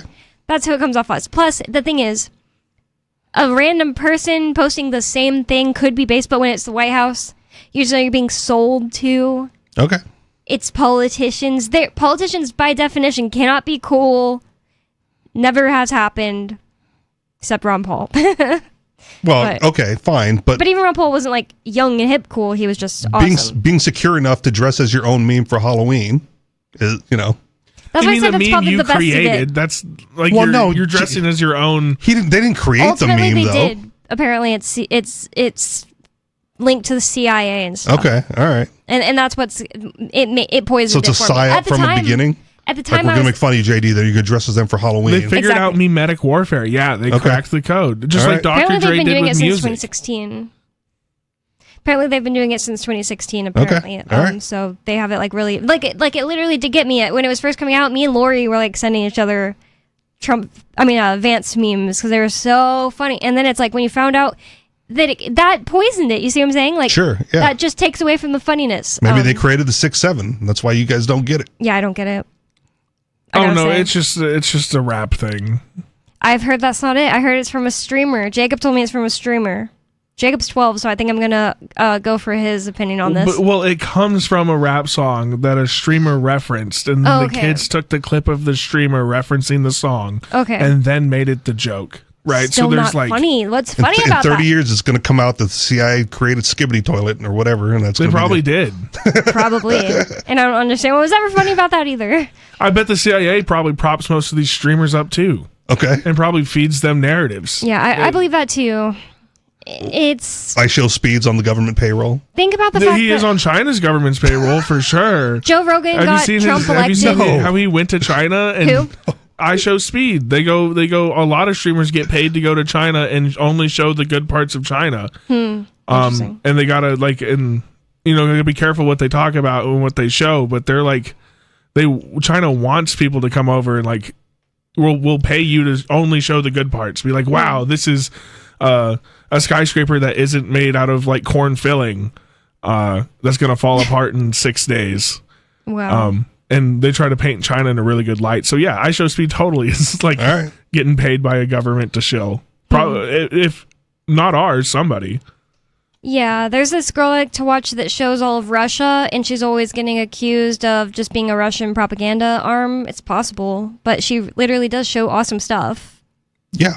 I mean, yeah, because there's probably cool stuff in every country, but they're just Yeah. not talking about the fact that there's cameras everywhere, and if you get caught littering, you could get black bagged and disappear from society. If you went to vacation in like Russia or China, your vacation photos aren't going to be of like the gulag, Yeah. or like the Muslim enslavement camp. Yeah. You're like, oh, look at this beautiful building, look at this architecture. You're going to come back with the good stuff. That's like, Yeah, that makes sense. You can tour some gulags in Russia, though. But the thing is, like, she always paints it as, oh, this is why we have to remember the past, and it's nothing like that now. It's Right. just the past. Yeah. So that's a good point. Well, anyways, there's all kinds of people that want to influence your you, brain. yeah. And Influencers. it can be so lame when it's coming from the wrong people, especially like if it's coming from, like suits at the top of a CEO, that's so lame. And they hire the influencers because they know that they're hiring somebody for their cool factor because they know they can't just go on TikTok with their suit and say, you should think this. So, and it used to just be actresses and actors. Now it's like more regular seeming people to be more relatable because they realize how much they ruined like Hollywood relatability and what's the word I'm looking for? Like the fact that people don't trust them anymore. Or they're cheaper. Yep, that's right? actually like huge. you know, point. to get like Michael Jordan or Tom Brady to endorse your product's going to cost a few $1 million. Yeah, that's right? such a good But point. if you can get some streamer to do it for a few $100,000 or less, right? And they have the same amount of pull and the same amount of influence, And then the you same can amount pay of 10 ROI. streamers. Yeah. And And this- now you've tripled your Sure. outreach. This is a bit of a tangent though, but recently there's been like this news that makeup influencers are like on the way out because they've corporations ruin this. Corporations use makeup influencers so much to sell things that people are like, well, I used to think, oh, this girl just does her makeup in her bedroom and makes YouTube videos. I can trust all of her opinions, but too many influencers just took money to say they liked a product they didn't like. Yeah. So it's blowing up in their faces. So that's going to happen with all influencers at some point. We're all going to see past it. And you the know? well, sure, but the corporation has like a room full of marketing professionals, an entire department called the marketing department, whose sole job is to figure out what comes next to influence you more appropriately, or to get you to buy their product, or figure out what tagline or video, like what comes after TikTok, right? What's like the next thing that's going to come along, or that platform that they're going to have to use. I can't wait and for they'll some figure it out. TikTok speech. Hopefully Sure. it doesn't come with a new form of TikTok speech. But if it's not marketed, if it's marketed towards you, it'll be on the platforms that you're on. If it's marketed towards old people, they'll still put an ad in the paper or on the radio, right? But if they're trying to get like the next generation involved in makeup, they'll figure out where they're at and they'll go there to get them. Yeah. That's just smart marketing. It's not going to go away. It's just how it's always been. Yep, and I don't have a problem with marketing itself. It's that it's dishonest marketing. Like if a YouTuber makeup girl likes a product and then she also has the opportunity to get paid, why not help find people that will also like the product? You see what I mean? I don't think it's inherently evil. Like if you disclose your relationship with the company, it's not bad. But if you go, oh, I just found this on in the aisle at Target and I'm going to try it out, and oh my gosh, it's so great, you should go buy it. That was just the thing. Is I don't think there's something inherently immoral about that. I think more that it's, if you get found out, like everybody's going to assume you're lying. You see what I mean? Well, because you are. Well, if you're lied you about got that paid story, to but say also that you like it at all. You know, because you might like it and make that lie, but Well, there's probably like I don't know if it's the FTC, but there's a government agency responsible for that, right? Like if you're paid marketing and paid advertising, you have to disclose it or you get in trouble. I think it is the FTC. Okay, and even if there weren't that, as you just pointed out, Bonnie, if it were to be found out, you lose credibility, right? So there's already a market mechanism in place to filter that nonsense out. I'm not saying it should be regulated, but I still think you're kind of a trash ball for doing it, right? Because you're lying to me, right? But you lose the credibility. Exactly. And then that's it. So if you're open and upfront about it, and people know that this is a paid advertisement, I got paid, I got whatever, right? Then you gain credibility because they know that they can trust you to disclose, but also that your opinion on the product may be unbiased or may be biased depending on who's paying for it. Well, it's kind of been an issue. Sometimes you don't get paid; they'll just send you the product for free to review. Yeah, review. Right? Yeah, exactly. And sometimes those are like $2,000, $3,000. Like, so I'm thinking about like in the gun world, like for like gun YouTubers, they're getting sent ammo and a gun, which is somewhere around $10,000 worth of stuff. And they want to stay on for a YouTube video for they them want to to stay on the PR list, meaning like they'll keep getting. But a lot of review units you got to send back. Like they send it to you to review and then you return it. It's not like they can keep it. Well, all that's the at time. least not the case most of the time on makeup things. Like people get thousands of dollars of PR and they want to stay on the PR list. They talk about it. Yeah. They do PR unboxing. They use it. They put it on their face. So Well, yeah, the gun tubers go through the ammo, right? But then they send the gun back. Maybe that is the case with really expensive stuff like I that. feel like if they burn it down, they probably send it back for like. Or it's a review unit, and that's part of the Well, yeah, contract. like there might be things if like that, if like it's especially- contracted, maybe I can see that. Yeah, and you'll have some YouTubers that go like, "This But is you not a review still- unit. I paid for this myself, and here's my honest review." But you still, if you're gonna get a little biased if you want to stay on the PR list, even if if you have to send it back because you like being able to make the videos make you lots of money and. Right, but Make if you know clout. that as the consumer, like as you said, it comes out that you're on the list, or that you announce on your video you're on the list, right? Well, then you take that take video that- with a grain of salt Right. and factor that into how you yeah. feel about it. Yeah, the thing is, like, there are people who literally will say advertising is inherently immoral. That's so not true in my opinion. They're just immoral ways to do it, like almost everything. yeah. If you make a really good ladder and you say buy Ed's ladders because we make a great ladder, and you put that on a billboard, well, what's wrong with that? Go buy Ed's ladders. Maybe he makes a great product, you know and what he just somebody's wants you gonna to say? know about it. Oh, well, there's something wrong with that because you're wasting. You're covering up beauty with an advertisement. Like Sarah would say that seriously. But what if Ed makes really great ladders and he just wants you to know about his ladders? Yeah, but Sarah will say it's immoral because she doesn't want to see advertisements. I'm so serious. This is how insane people are about advertisements. They hate it. I mean, I'll be terrified don't- when there's a bunch of drones with Coca-Cola ads sitting outside my window and I got to pay the premium Night Sky subscription service to get the Coca-Cola ad out of my window. Skywriting is already a thing. They've already covered that. They just don't do it as much anymore because it evaporates into the air. I'm Buy definitely popcorn, drink annoyed Coke. by ads. I'm annoyed by ads. I just can't agree with people that it's immoral to advertise. Yeah. No, see, I'm in the minority. I like ads. Why is that? What? Because sometimes I'm looking for a thing, and Facebook and Meta, they magically can read my mind, and then they show me what I'm looking for, and I go, finally, I found what I'm looking for. Especially again around like Black Friday that we just went through, right? I was digging for, like, I was skipping every human post on Facebook because I wanted to see the deals on stuff I might be interested in.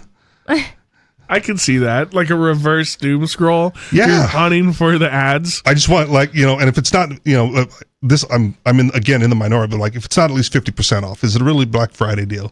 Like, hit me with the good stuff. If you're taking $5 off of, a $100 item, like, yeah, you can do that any time of the year. Hit me with 50% off of what you got on Black Friday, and there's a good chance I'll pick it up. Yeah, I need the deals that I'd run somebody over for. Right. Yeah. Yeah. Like, we're not going to stampede people at Walmart anymore because they're not that good anymore. Yeah. But like, show me what that would have been. Yeah. Show me the $795 like 80-inch television that's on sale for $350. That I can one click buy. Yeah. Just do it. Yeah. But that's what I want to see around that time. Yeah. I could see I understand what you're saying. I just disagree. They annoy me. I almost never get any that are I'm trying to remember a time I saw an ad and it was like something I needed. It was so helpful. I'm getting sick of the AI generated ads that aren't any I don't like good. slop. I don't like being it's subjected slop. to slop. Like, okay. So I understand that. Well, I mean, again, just ignore it then. Right? Yeah. Like the rest of the year, I ignore the ads. The main place I see ads, because I don't watch them on YouTube anymore, is Angry Birds, and they've been making AI ads for other games they want you to play that are also fake. They're already fake ads, and they've been fake because they made this fake gameplay, and then when you download it's not the real game. Now it's AI slop, and there's like a guy saying, I'm the boss of Gossip Harbor, and you should buy my game. It's like, that doesn't even make any sense. How are you the boss, not the CEO, or you're the boss of Gossip Harbor, and you're an AI man? And then they'll say something like, I always see one that's like, and if this game is fake, you can come back to the comments and complain about it. And it's on an ad that has no comments. What are you talking about? AI generated ad. I'm not going to... Well, most of those games are free to play. Right, so just don't pay them, and then when the game's like not what you expected, just uninstall the game. Yeah, but but they just keep pushing it because they have whales. It happened to me once. Sure, yeah, they keep pushing it, but just scroll past it. Yeah, well it's just you get to like on YouTube, it's like unskippable. Yeah, there's unskippable ads. You're just stuck. No, you know what I do when I come to an unskippable ad on YouTube? I put the phone down, I pick the tablet up, and I do something else. Yeah, that's or if exactly I'm watching what I do. YouTube on TV, right, the ad comes up, and that's my bathroom break, or I go to get some snack from the kitchen, or I pick up my phone and play the sick mobile game, or whatever. The mobile game that's fake. The fake mobile game, yeah. Play the fake mobile game. My point is, like, I don't watch ads I don't want to watch. I distract myself in some other way. I won't look at them either, and I also distract myself. Have you noticed the ads that play at gas stations now? I always mute those and don't look at them. I hate them. I've been to ones that you can't mute, and it's just so loud and blaring stuff in your ear.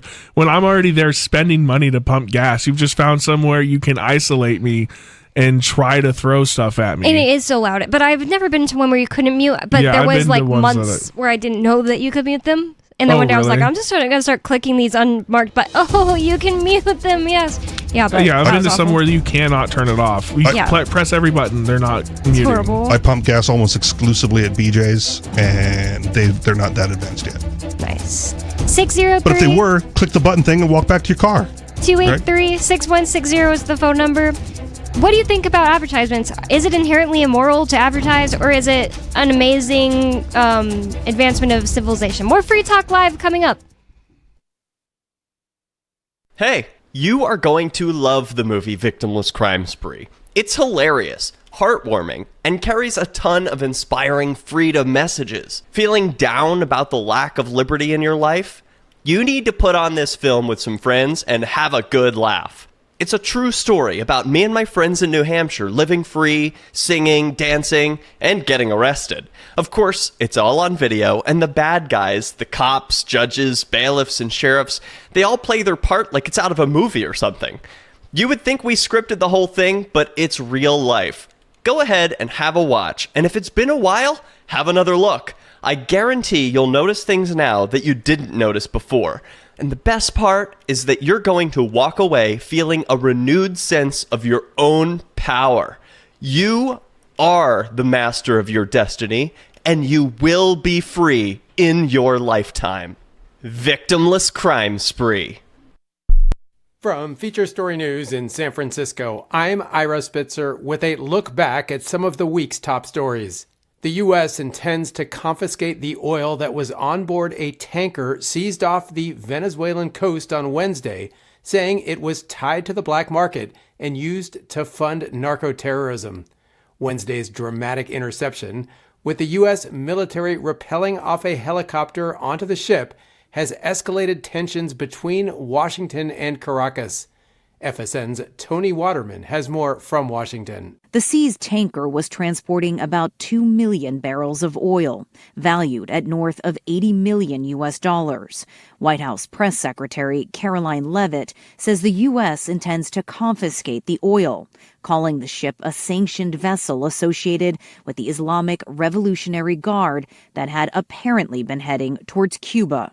The president is committed to stopping the illegal flow of drugs into our country. He's also fully committed to effectuating this administration's sanction policy, and that's what you saw and the world saw take place yesterday. Leavitt says the crew on board the vessel is now being questioned and evidence seized as part of a forfeiture procedure. Venezuela has called the seizure an act of international piracy. After Ukraine peace talks in London, the French government said it will intensify work on security guarantees and reconstruction. FSN's Stuart Smith reports from London. The leaders of Europe's three biggest economies say they're keen to help provide the political backing Kyiv needs to get the kind of peace it wants, which means helping Ukraine steady itself against unrelenting pressure from the United States to accept terms Russia will be happy with. The details of the latest negotiations remain secret, but Ukraine's President Zelensky says the surrender of territory and what guarantees can be provided to back up any peace deal are still the most sensitive issues and still unresolved. Ahead of the talks, he said Ukraine can't manage without Europeans, nor can it manage without the Americans. Hamas said that international mediators must pressure Israel to respect the Gaza ceasefire agreement before the group agrees to move forward into the second phase of the wider peace plan. FSN's Blake Sifton reports from Tel Aviv. Senior Hamas leader Hussam Badran accused Israel of violating the ceasefire agreement by not opening the Rafah crossing with Egypt and fully increasing the amount of aid entering Gaza, and by continuing to carry out deadly strikes. Israeli authorities also accuse Hamas of violating the agreement and say its strikes in Gaza have been in retaliation for attacks against its soldiers. Israeli forces have killed at least 376 Palestinians since the ceasefire began, according to local health officials. Israel has said it is prepared to open the Rafah crossing for Palestinians to leave Gaza, but not to return. From Bureaus Worldwide, this. We're still not sure why you'd want to watch, but our video feed is streaming nightly for free at cam.freetalklive.com.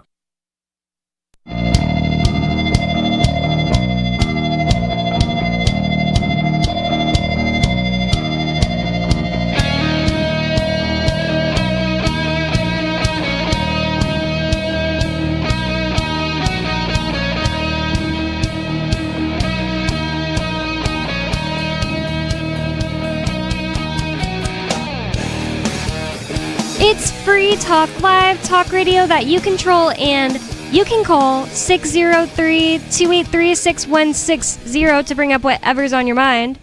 603-283-6160. Are you tired of the oppressive rules and moderation of the big tech social media sites? Our Mastodon server at social.freetalklive.com can set you free.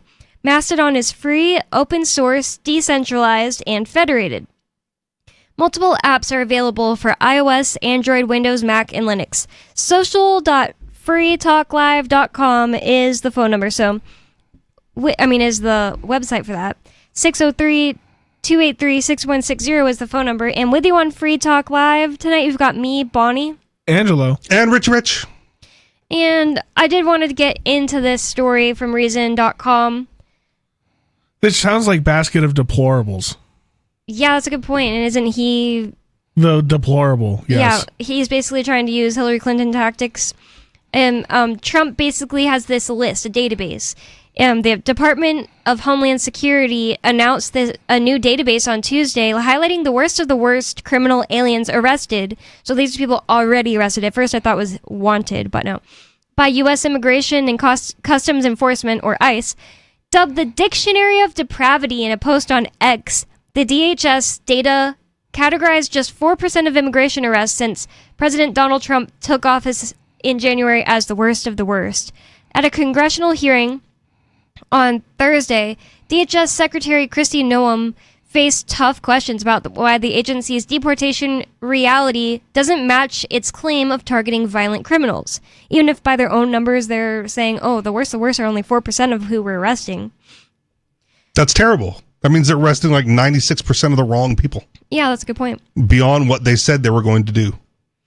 Of the roughly 281,000 people arrested by ICE from January 20th through December 9th, fewer than 10,000 individuals are classified as the worst of the worst by the DHS. And according to Reason, what they're going to get into is like only, well, I don't know how they said it. They said some of the people are non-violent offenders on even that list. Yeah, so not the worst of the worst. Exactly. The DHS database closely tracks with previous findings by Bier. I don't know if that's some analyzing data. I don't know. After analyzing data on immigration arrests between October 1st, 2024 and June 14th, 2025, weird date because that's Trump's birthday and also the No Kings protest this year, first one, Bier found that 65% of people arrested by ICE had no criminal convictions and 93% had no violent convictions. So again, not the worst of the worst. Right. People that overstayed their visa or didn't get it renewed in time, or maybe students of some kind. Which apparently overstaying your visa is not considered a crime in some way. All right. I heard somebody say that recently. Maybe they were wrong. I mean, it's not a real crime. Confusing. Well, yeah, it's not a crime as in there's no victim. Yeah, it's a victimless crime, if anything. Yeah, but I just meant like they wouldn't even consider it a crime according to this person in the interview I was listening to, and I don't remember who that was now. Yeah, whatever. I mean, they were the more recent headlines where they were pulling people out of line at the immigration office, right? Like there were people who had done everything up to the point of the swearing in ceremony. Oh, I see. Wow. And they're like, nope, we don't like you anymore. Get out of line. You're getting processed out of here. Yeah, I saw a video of a woman who was married and going through the process of getting her husband's citizenship, and he just got deported one day when they were, like, I don't know what they were doing, but they were literally doing everything right. Why is that guy getting arrested? See what I'm saying? So if they're definitely overreaching when they're doing that, and yet the MAGA people will still find a way to defend it somehow. They're stealing our jobs or something like that. Whatever. Even more recently, data on individuals booked into ICE custody since October 1st showed an increase in the number of detainees with no criminal convictions, 73%, and even fewer people with violent convictions, only 5%. Note that Bier's analysis estimated an even higher percentage of violent criminals in ICE custody than the new DHS database that they're admitting on. So the people that you want here, right, the peaceful ones that are likely trying to just make their lives better, or getting those, lower paying jobs to send back home to their family, right? All of a sudden, oh, nope, gotta go. The DHS's own data now confirm that the majority of individuals being targeted in the Trump administration's immigration raids are simply not the worst of the worst criminal aliens. They're just admitting it. That's a good point. This point was further exemplified during a House Homeland Security hearing on Thursday, in which Rep. Seth Magaziner from apparently Rhode Island, a Democrat from Rhode Island, asked Noem to answer for the deportation of Se-Jun Park, a U.S. Army combat veteran who had a green card and received a Purple Heart. Oh yeah. Wow. I read a little bit about that. So the Trump administration said like we're not deporting veterans or something like that. And so she walks this dude out, and can you tell this veteran right here, Se-Jun Park, why he was deported then? If you're saying you're not doing a thing, and we've got evidence that you are. Yeah, and he was on via Zoom. Yeah, he did get arrested. Tell him directly why you deported him. That is after crazy, all he's done for this country. It was always my understanding when there were people who joined the military that I knew for green cards, that they were just citizens. Like, what? That would be the last person you'd want to really arrest, I would think, because they not only became a citizen, they're definitely not being, according to the worldview of, you know, like most statists and normal people out there, they're definitely not being one of the type of people that are being just a, sitting around on their couch and not doing anything. Yeah. They've actually like gone to combat. They're doing the work for your freedom. Welfare, but in their crossing. For your freedom. For my freedom. From their point of view. Okay. Like I guess, Trump supporters, you would think that they would never want to just be arresting these people who join the military. It's a little This weird. guy didn't have bone spurs and actually has combat experience, and he's the one we're going to send away. It says Park was deployed at the age of 19 to Panama, and in 1989, There, he was struck by gunfire. Upon returning home and being honorably discharged, he began experiencing symptoms of post-traumatic stress disorder and turned to drugs to cope, according to NBC News. In 2007, Park pleaded guilty to drug possession and went to prison in 2009. So this is why they're going to give the excuse. So he didn't get the treatment he deserved from the VA. Turned to something external because the VA is garbage. And also because the feds are making mushrooms that have been in MDMA, which have been proven to help with post-traumatic stress disorder, illegal in Schedule 1. They've criminalized his medicine. Yeah. Go on. So Park pleaded guilty to drug possession and went to prison in 2009 after not complying with a drug treatment program and failing to return to court. After serving 3 years in prison, Park received a removal order. But rather than deporting, Park attended annual check-ins with ICE until his latest check-in in early June, in which he was given an ankle monitor and ordered to self-deport within 3 weeks. Park is now in South Korea, a country he hadn't lived in since he was 7 years old. Magaziner, I don't know if that's how you say the name, that's exactly how it's spelled, Magaziner also asked Noam about the immigration case of an Irish woman, the wife of Navy combat veteran Jim Brown, who was present during the hearing. Brown's wife, who immigrated legally to the U.S. 48 years ago, has been held in custody for the last 4 months. She faces deportation for the crime of writing 2 bad checks totaling $80 10 years ago, according to Magaziner. So yeah, they're going after people with criminal records, but they've made everything a crime.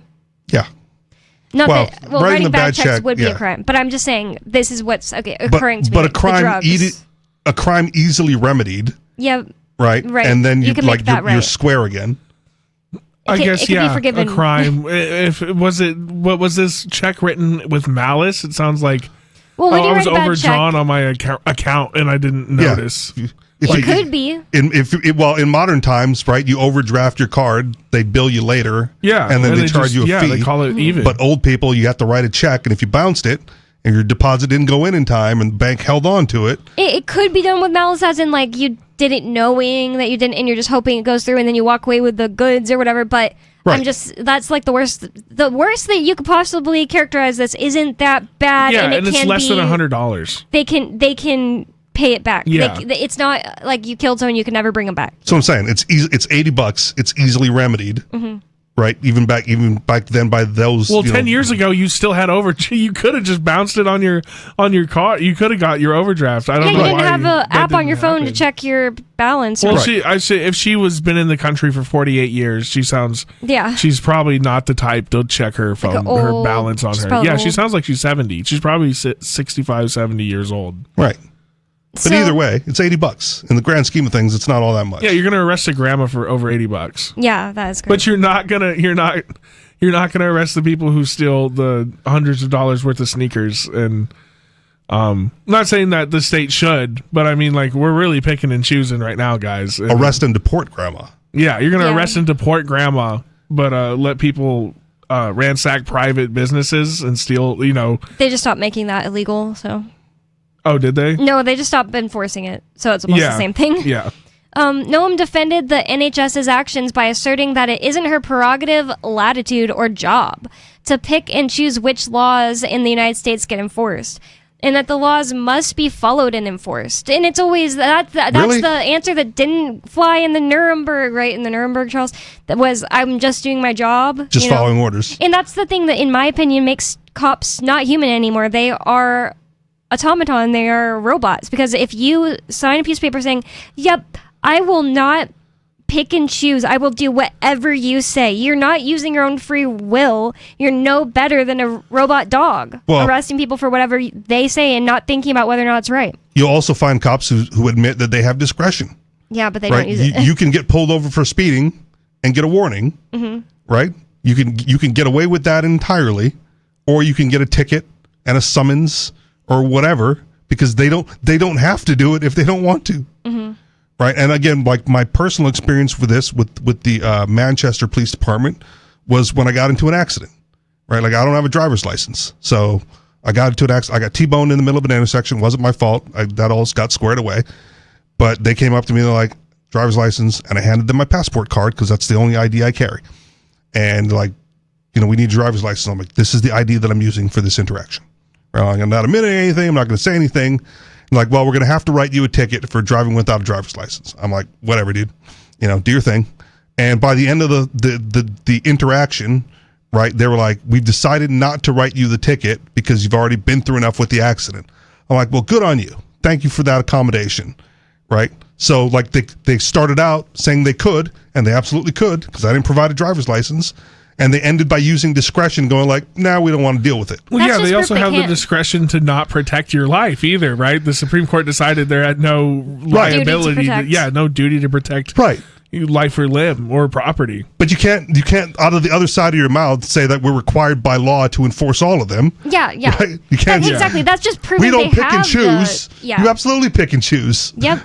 I've got firsthand experience of you picking and choosing. That same cop that used discretion and didn't want to arrest you that day has, I guarantee you, arrested someone for nonviolent crimes before, so he's not a human. Right. Every presidential pardon's picking and choosing because they've been convicted by a jury of their peers. Yeah. And the president just goes, no, not that guy. Every plea deal is picking and choosing because, you got booked for murder, but we'll give you this if you tattletale. Like, we'll drop it down to manslaughter. Yeah, it's not murder anymore? Isn't court about fact-finding? No. No jail time. You'd just be on house arrest for 6 months. Yep. If you help us out, well, you're picking and choosing. If you help us find a drug dealer or something. Right. Yeah. They absolutely pick and choose. So yes, this is what her defense was, that she, doesn't write the laws. She doesn't make the laws. She just enforces them. She says, and that laws must be followed and enforced. Magaziner pushed back, stating that Noam has broad discretion in these cases that she is choosing not to use. Nice. He's right. Nice. That would probably be a really interesting exchange to watch. See how she replied.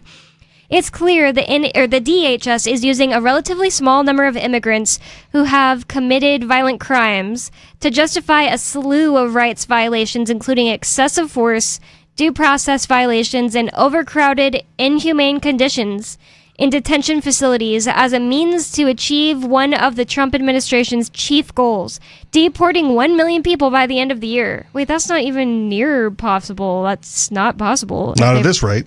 Only done 100,000. What didn't it say? Or they're going to ramp it up next year. Maybe it was 200,000 so far. We didn't hit our goal of 1 million. We're going to double it up. That's ridiculous. They're such liars in every way. So given this reality, Noam's suggestion that the current methods of immigration enforcement are done in the name of following the law rings hollow. So yeah, that's it for that article. We do bad reasons calling them out on it. Yeah, that is a pretty great article because, I have been, just a little overwhelmed by how to know what is true and what's not true about the ICE stuff, so I've kind of been staying away from it.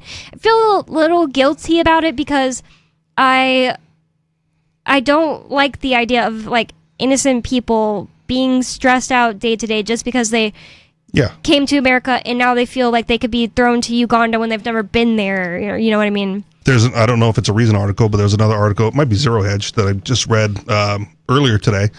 And it was the airlines and TSA are giving all the flight data, the passenger data to ICE and immigration so they can get people who are trying to travel. Oh, yeah, I saw that. Yeah.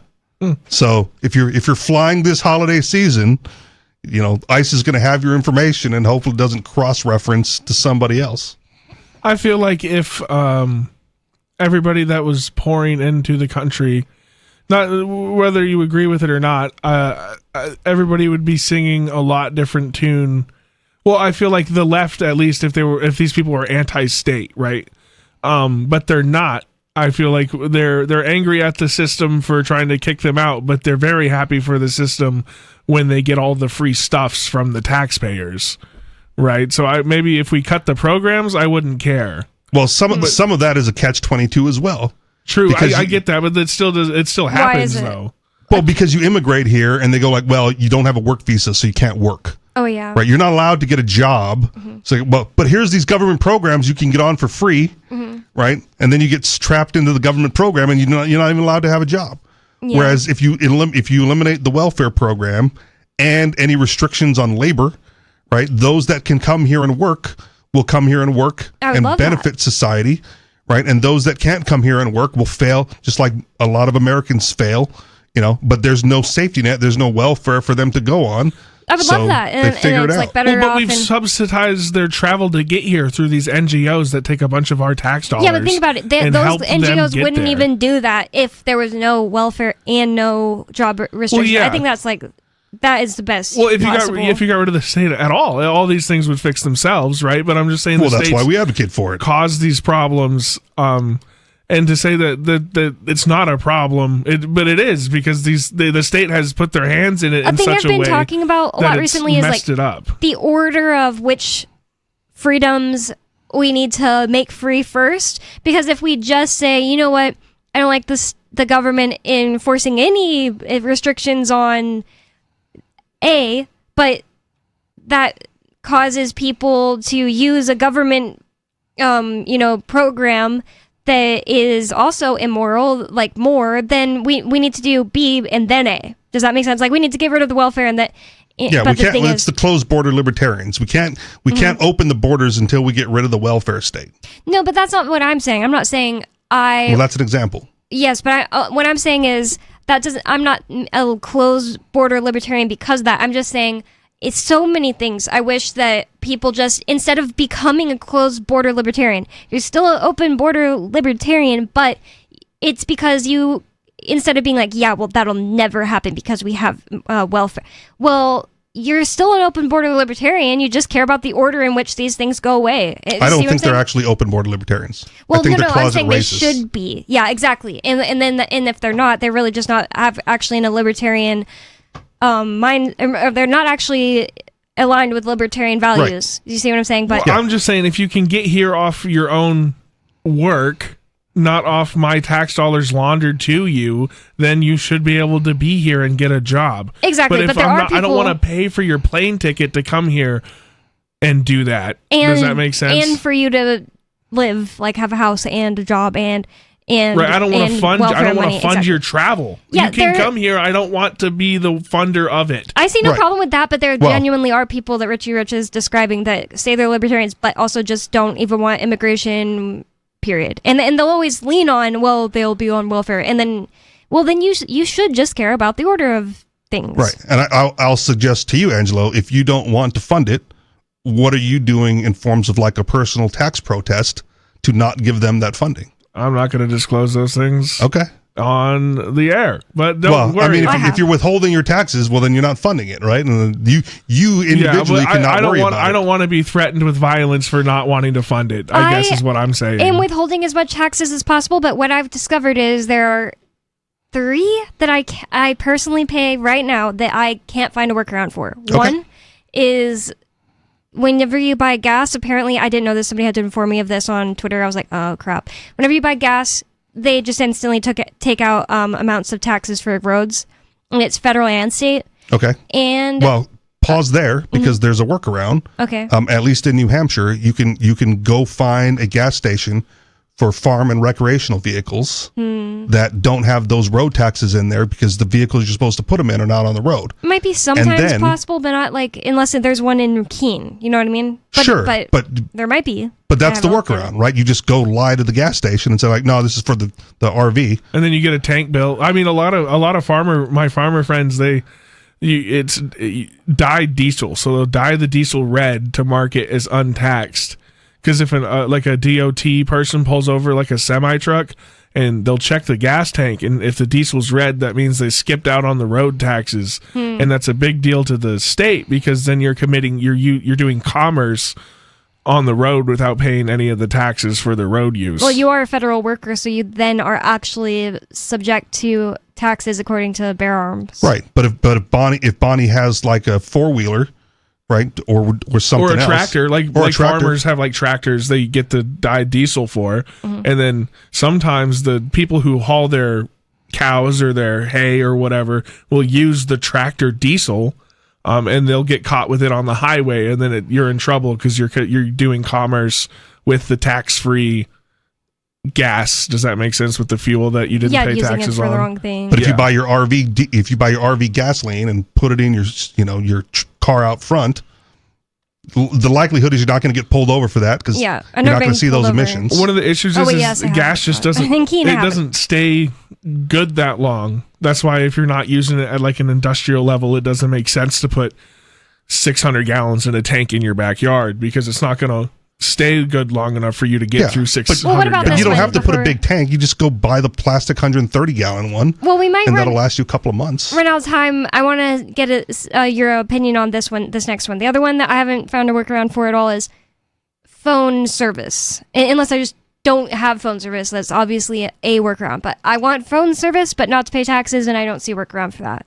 I have a work phone, and I have a Text Now SIM that costs me all of $4. That doesn't take out taxes? I would just think I have no monthly Now plan. does. Yeah. Oh, well, I don't know. It was $4, and I get unlimited talk and text and a limited amount of data, which who cares, because I'm always around Wi-Fi. To me, I need unlimited data. I tried it for 2 years with unlimited, but it doesn't really matter. That's could be a workaround. I'd need to look into what Text Now, if part of that $4 actually is a tax, because it doesn't show me, but I was informed also on Twitter. $4 forever? Are you really gonna complain about 50 cents or so you might be paying in taxes? Yeah, I guess I could lower my tax at that point. And then the third one for me that there's no workaround for is property taxes. So I had a surveyor come to the house and ask me 3 questions or 4 or something, and one of the questions was, what should the NH Republicans be working on? And I said, lowering or getting rid of property tax. I think that's like so important, because so for that no one, point of it. Legitimize the Shire Free Church. Right? We're trying, and they actually didn't answer me this year. But that's the thing, right? So build the church up large enough where they can't ignore you. It finally occurred to me, like this month, I never heard back from them. And I don't understand how that's even like legal, but that would be your way. In April, I applied for getting tax-free whatever on my property, whatever the application was called, I don't remember. I never heard back from them. Last year I heard back from them in like 4 months. So it's difficult, but there's your workaround. Since April. 603-283-6160. More Free Talk Live coming up. This hour of Free Talk Live is brought to you by Dash Digital Cash. Dash is the cryptocurrency designed to be used for spending. Rising fees have made Bitcoin useless for purchases, but Dash continues to have fees less than 1 cent per transaction, and its features ensure Dash is undefeated as the most useful cryptocurrency in the marketplace. From a technical standpoint, Dash transactions are irreversible, and its network is protected from 51% attacks by their Chainlocks technology. There's no need to wait for a confirmation before considering a Dash transaction complete, so it's great for merchants. Dash is one of the oldest cryptocurrencies and is widely available on exchanges, including the decentralized Maya protocol, and in multi-crypto wallets. It's easy to get and use Dash. Start by learning more at dash.org. Big thanks to the Dash DAO for sending us 32 Dash per month to promote Dash on the air. Visit dash.org to learn about Dash. Dash.org. The new 4th edition of Healing Our World, The Compassion of Libertarianism, will take your understanding of liberty to a deeper level and has over 1,300 updated references, new cartoons, and a foreword by Dr. Ron Paul. With discounts for multiple book purchases, the 4th edition of Healing Our World is a great gift for the liberals, pragmatists, environmentalists, and Christians in your life who think libertarianism is cold-hearted. Get yours today at healing.freetalklive.com and use promo code FTL for a $5 discount. There are lots of ways to listen to Free Talk Live. Our podcast has been around since podcasts began, and now the FTL feed is loaded with content besides our full show archives. Did you know that we make it easy for you to customize your podcast subscriptions? We have different feeds, one that includes only our full shows, one with just the Daily Digest, and our main feed that includes everything. You decide what you listen to. It's quick and easy to customize your feeds at feeds.freetalklive.com. That's feeds.freetalklive.com. You're listening to the live edition of Free Talk Live. Hour number 3 is next after the news here on the Liberty Radio Network at LRN.FM. From Feature Story News in San Francisco, I'm Ira Spitzer with a look back at some of the week's top stories. The U.S. intends to confiscate the oil that was on board a tanker seized off the Venezuelan coast on Wednesday, saying it was tied to the black market and used to fund narco-terrorism. Wednesday's dramatic interception, with the U.S. military rappelling off a helicopter onto the ship, has escalated tensions between Washington and Caracas. FSN's Tony Waterman has more from Washington. The seized tanker was transporting about 2 million barrels of oil, valued at north of $80 million. White House Press Secretary Caroline Leavitt says the U.S. intends to confiscate the oil, calling the ship a sanctioned vessel associated with the Islamic Revolutionary Guard that had apparently been heading towards Cuba. The president is committed to stopping the illegal flow of drugs into our country. He's also fully committed to effectuating this administration's sanction policy, and that's what you saw and the world saw take place yesterday. Leavitt says the crew on board the vessel is now being questioned and evidence seized as part of a forfeiture procedure. Venezuela has called the seizure an act of international piracy. After Ukraine peace talks in London, the French government said it will intensify work on security guarantees and reconstruction. FSN's Stuart Smith reports from London. The leaders of Europe's 3 biggest economies say they're keen to help provide the political backing Kyiv needs to get the kind of peace it wants, which means helping Ukraine steady itself against unrelenting pressure from the United States to accept terms Russia will be happy with. The details of the latest negotiations remain secret, but Ukraine's President Zelensky says the surrender of territory and what guarantees can be provided to back up any peace deal are still the most sensitive issues and still unresolved. Ahead of the talks, he said Ukraine can't manage without Europeans, nor can it manage without the Americans. Hamas said that international mediators must pressure Israel to respect the Gaza ceasefire agreement before the group agrees to move forward into the second phase of the wider peace plan. FSN's Blake Sifton reports from Tel Aviv. Senior Hamas leader Hussam Badran accused Israel of violating the ceasefire agreement by not opening the Rafah crossing with Egypt and fully increasing the amount of aid entering Gaza, and by continuing to carry out deadly strikes. Israeli authorities also accuse Hamas of violating the agreement and say its strikes in Gaza have been in retaliation for attacks against its soldiers. Israeli forces have killed at least 376 Palestinians since the ceasefire began, according to local health officials.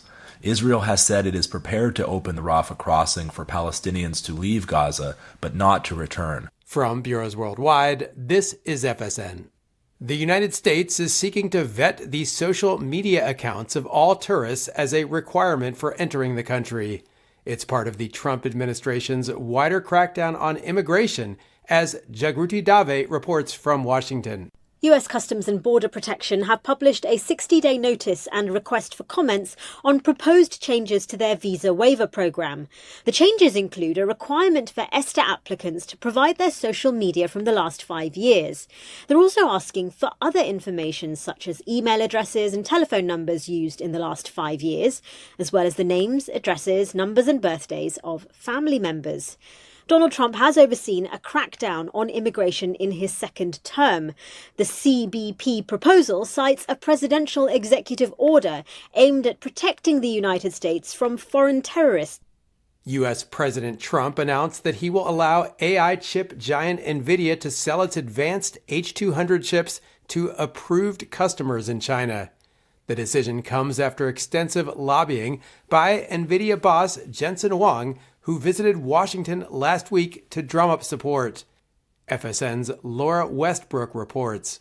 The decision to grant NVIDIA permission to ship its second most powerful chip to China in exchange for a 25% surcharge caps weeks of deliberations. US President Donald Trump reportedly said he informed President Xi Jinping about the move and that President Xi had responded favorably. The move is a victory for NVIDIA in its push to get Trump and Congress to relax export controls that have kept the company from selling its AI chips to the world's largest semiconductor arena. But experts say easing restrictions on the H200 and similar grade chips risks giving an edge to Chinese companies like DeepSeek that competes with the US. That was a look back at some of the week's top stories. Ira Spitzer reports. Patrons at a local Boston sports club watched dumbfounded today as an unidentified man's personal trainer forced him to put on an embarrassing athletic spectacle for the entire gym. Like a machine, there you go. According to sources, the degrading little show went on for nearly 45 minutes, with the man reportedly being paraded around every section of the fitness establishment doing anything his trainer commanded. I wish I could turn around and concentrate on my workout, but I can't help but keep watching. He has to know how ridiculous he looks. Sources added that the whole spectacle was made even sadder by the personal trainer encouraging the man to, quote, push himself a little harder. It's like watching a f***ing trained seal. Okay, so when you stand like that, you want to feel pressure in your knees, like this, right here, okay? Okay, give it a shot. You're rude for him to tell the trainer that he's a human being with dignity and just walk away. But no, he keeps subjecting himself to this. All right, let's have you get on your back, walk like a crab. Come on. This is the Onion News Network. You can help spread the ideas of liberty with our Patreon for just $5 per month at amps.freetalklive.com.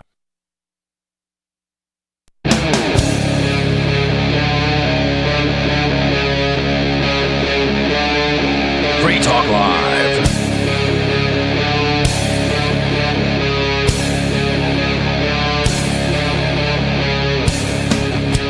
It's Free Talk Live, talk radio that you control, and you can call 603-283-6160 to bring up whatever's on your mind. That's 603-283-6160 to bring up whatever's on your mind. And we have the 2025 Libertarian Gift Guide, 28 great ideas for apocalypse preppers, boozers, I don't really know what has to do with libertarians, self-improvers, and more. And I really do like the idea of reading a list on the air, but I want to know what you guys think is the best libertarian gift idea. So call in 603-283-6160. With you on Free Talk Live, you've got me, Bonnie, Angelo, and Richie Rich. And we have a caller on the line, so I'm just going to go ahead and go to the phones. Unscreened caller, you're on Free Talk Live. What's on your mind? I don't understand this whole sentiment about the open Not borders, surprising. right? What, do you open your borders on your property? I don't own the country, so it's different. This is just the Skeeter doesn't understand that two things are different that are a different show. Partially owning. Well, a group can partially own. Do you think like a collective, like an HOA, every individual member can determine who comes in there or not? First of all, if I own my property, the answer to your first question, yes, I literally do invite people into my house all the time, one. And two... And keep people out. If I entered an agreement to be a co-owner with people, I would have some kind of agreement written into the contract with them about whether or not I can invite people. Like, for example, I wrote a lease for Riley. In his contract, it says he can have people come over, and people who want to stay over, he just has to okay with his roommates, stuff like that. Like, there are specific things written in there for it. So no chicks with boob tattoos. The problem is, I don't think Riley cares. I don't think Riley would be worried about that. The problem It's just is standard that boilerplate.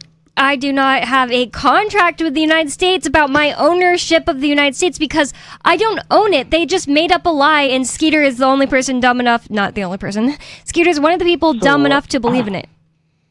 So what about newborns? Are you...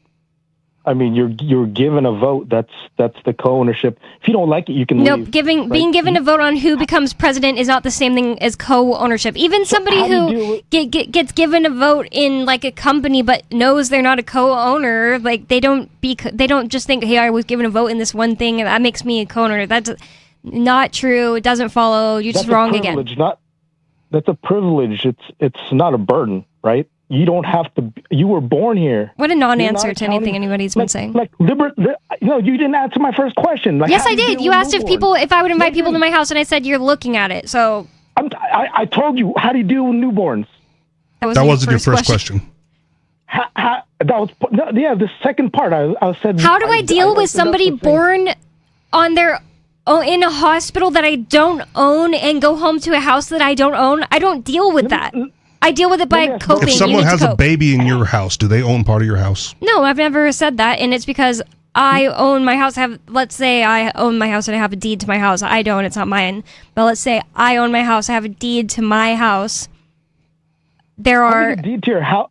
So I have ownership, and I can make the rules. You don't really own your house. You don't really own the United States, Skeeter. You don't have anything that says that. I have more to my house if I owned a house. The fact that she doesn't really own her house is not like the answer. It's part of the problem. It's the problem that we're trying to solve. And actually, it goes against what you're saying. So don't make no sense and call into the show every freaking day. Nobody wants to talk to you. Look, co-ownership, all you need to do to have co-ownership is to have... So do I own my house or do I have do I not own my house or have co-ownership? You're not making any sense. You are a large co-owner. You have a large majority... So you think you have the same amount of rights to say what happens in my house as I have to say what happens in my house? No. He's got 1/300,000th of a percent. He makes no sense, and I don't like talking to him, so I'm just going to ignore him.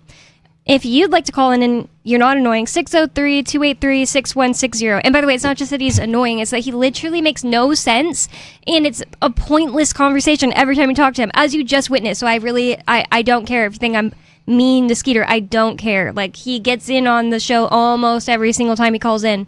He's a horribly boring, dumb person who doesn't like to actually concede one point, even when he's clearly wrong. So I'm not going to talk to him. It's also one of the rules about being a host on the show is you have to be mean to Skeeter. If you're not mean to Skeeter, you get suspended. So this Reason article... You were very quiet, Angelo. I just... Not mean enough to Skeeter. I just... sometimes it's... I guess he's just saying things that to me just have no relevance, right? What do you do with a newborn? I don't know, change its diaper, dude. What do you do with a newborn? Right? He doesn't have any agency. What do you do about something that's not a problem? And then you say that's not a problem. He's like, well, and he just says something else. Well, no, and he just says something else. So it's pointless to talk to him. So if you'd like to call in, one thing I'm asking the callers, but you can call in about whatever you want. What would be a good libertarian gift idea? So this is a list. We have a list, and we like lists on the show. It's so fun.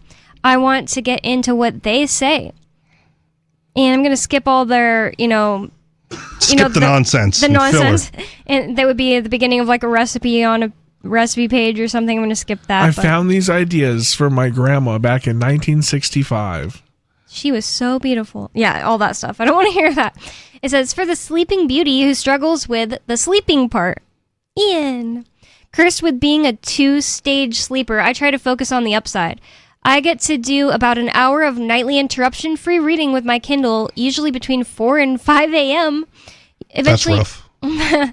Yeah, that is. That's horrible. Eventually, my eyes go soft focus, and I drift. Well, just gotta say, apparently in medieval times, people all slept like this. They would sleep, well, they slept wake like up. this since because you have this since ancient times. Yeah, apparently. I guess I saw a video about how to sleep Pitter-pattering. medieval That's what person. my great-grandma still sleeps like that to this day. She would weird. wake up. She wakes up at 2 or 3, maybe 4 in the morning. She'll pitter-patter for 15 minutes. It's weird. And then go back to bed for another couple hours. Nothing could make me want to get up and walk around when when I wake up and I'm like, no, I'm trying to sleep. If you wake up freezing cold because you didn't put the wood on the fire. Well, no, it's not. That's not a want. Do you see what I'm saying? But you've trained yourself to do that. I would still hate to do that. If I woke up and I absolutely need something to pee, I hate that, and I want to get right back in bed. But there are people, apparently, that wake up and they're just like, I gotta get up. That's insane. Yeah, I'm with you, but I think it would work differently if I was of retirement age or living in Europe where employment's not quite the same. Right? Or if you think about because my great grandma, she grew up with no running water and no electricity on a farm in Canada, right? So you're going to, from a young age, it was you get up at some point in the night and you do a couple little things to keep the house going until you actually have to get up and go do the rest of your work for the night. Right. Or No, like I for get the it. day. I get it too. Right. I get But why it was a thing. If I'm going to split my day up and I get up at like 4 or 5 in the morning, I'm going to be up for like 3 hours or whatever doing stuff. And then I got to go to work like at 9. 3 or 4 hours. It's like an hour. It's like 15, 20 minutes of like it's pitter pattering. It's not like you're doing If you like can a fall crazy, back like a asleep whole that project. easily an hour later. Yeah, that's a good point. Like, the thing is, I fall asleep amazingly, but then when for some reason if I get awakened by something annoying, like a noise or even just like somebody, like I have to pee, when I get woken up for an annoying reason, it's like my cortisol wakes me up and I can't fall back asleep, and that makes me more angry than anything else makes me, seriously. I can get that too, but I also feel like you've had most of your experience has been unless you get waken up from that, from your cortisol. No, I understand that why other people have been able to do it and everything. I'm just saying, like, oh my God, I'd be pissed if I was this person. Really? I'm artificially woken up every morning for an alarm to go to work. We're doing the thing, though. We're making the not getting to the point thing even longer, but I just had to say it sounds awful. I thought this was like part of the first one. They were going to give a solution to it is. But okay. I was just saying I was making it longer. So this guy, he wakes up 4 to 5 a.m. and reads, and usually his eyes go soft focus and he drifts off for round 2. I used to drop the device off the side of the bed, snapping awake to thought. The worst is dropping it on your face. Been there, done that. Yeah. My Kindle bed mount with a page-turning wireless remote has solved that problem. That's pretty cool, kind of hilarious. So he loses the remote. And by the way, reading is an amazing way to fall back asleep, and Kindles don't hurt your eyes. Well, they don't, like a phone, when a phone wakes you up more unless you have it on red. The e-ink. You can set your phone to red at night, and I just forget to do it. I used to do it a lot, and it's a little easier on your eyes. You can time it. You can put a timer on it, and it'll start night. It'll go to night shift or like night mode, and it'll shift to a more reddish background on your iPhone. Oh, wow, I didn't know that, but iPhones are great. The thing about I love mine, dude. Shortcuts. I know, I love my iPhone too so much more than reminders. any Android ever had. All those, Mr. Penguin's cringing right now. I know Mr. Penguin is angry. I mean, I love Linux, and Linux is the easy. No, I'm just kidding. Look, I'll tell you this. I started with Android. I had a bunch of Android phones. Me too. And anytime something was like very, very important, it was not going to rely on my Android phone.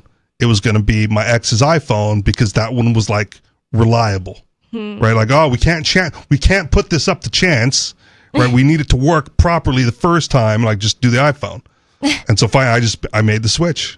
That's hilarious. Yeah, Ian would never admit that. Ian would be like, "Nope, using my phone." I think iPhones are great. I think Apple's they make a great product. Their issue is the whole spying. Well, everybody spies on you. It's if Android. If you think your Android not if you put a new operating system on your Android phone there and put the privacy operating system. And then you just talk to Mr. Penguin and he'll hook you up with the privacy operating system for your Android phone.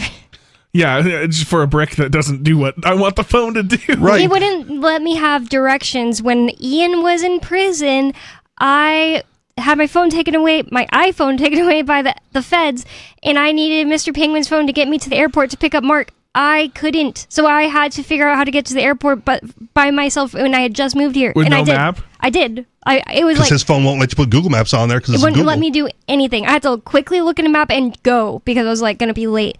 And I followed signs. I couldn't believe that I did that. It was like I lived in the 80s. Print out it's the Wild West. Quest. I was just out of time for. I might have been able to come into the TV or the studio and print it out, but I didn't. I found it. Well played though. That the signs work. Yes, I mean, that was shocking. Sometimes I just use the signs for real. Like, but that's what they're there for. Yeah. That's how you navigate. Every once in a blue moon, I find myself in a situation where I can use the signs, but usually if I don't know where I'm going, I already have the GPS going on my iPhone, and it's working.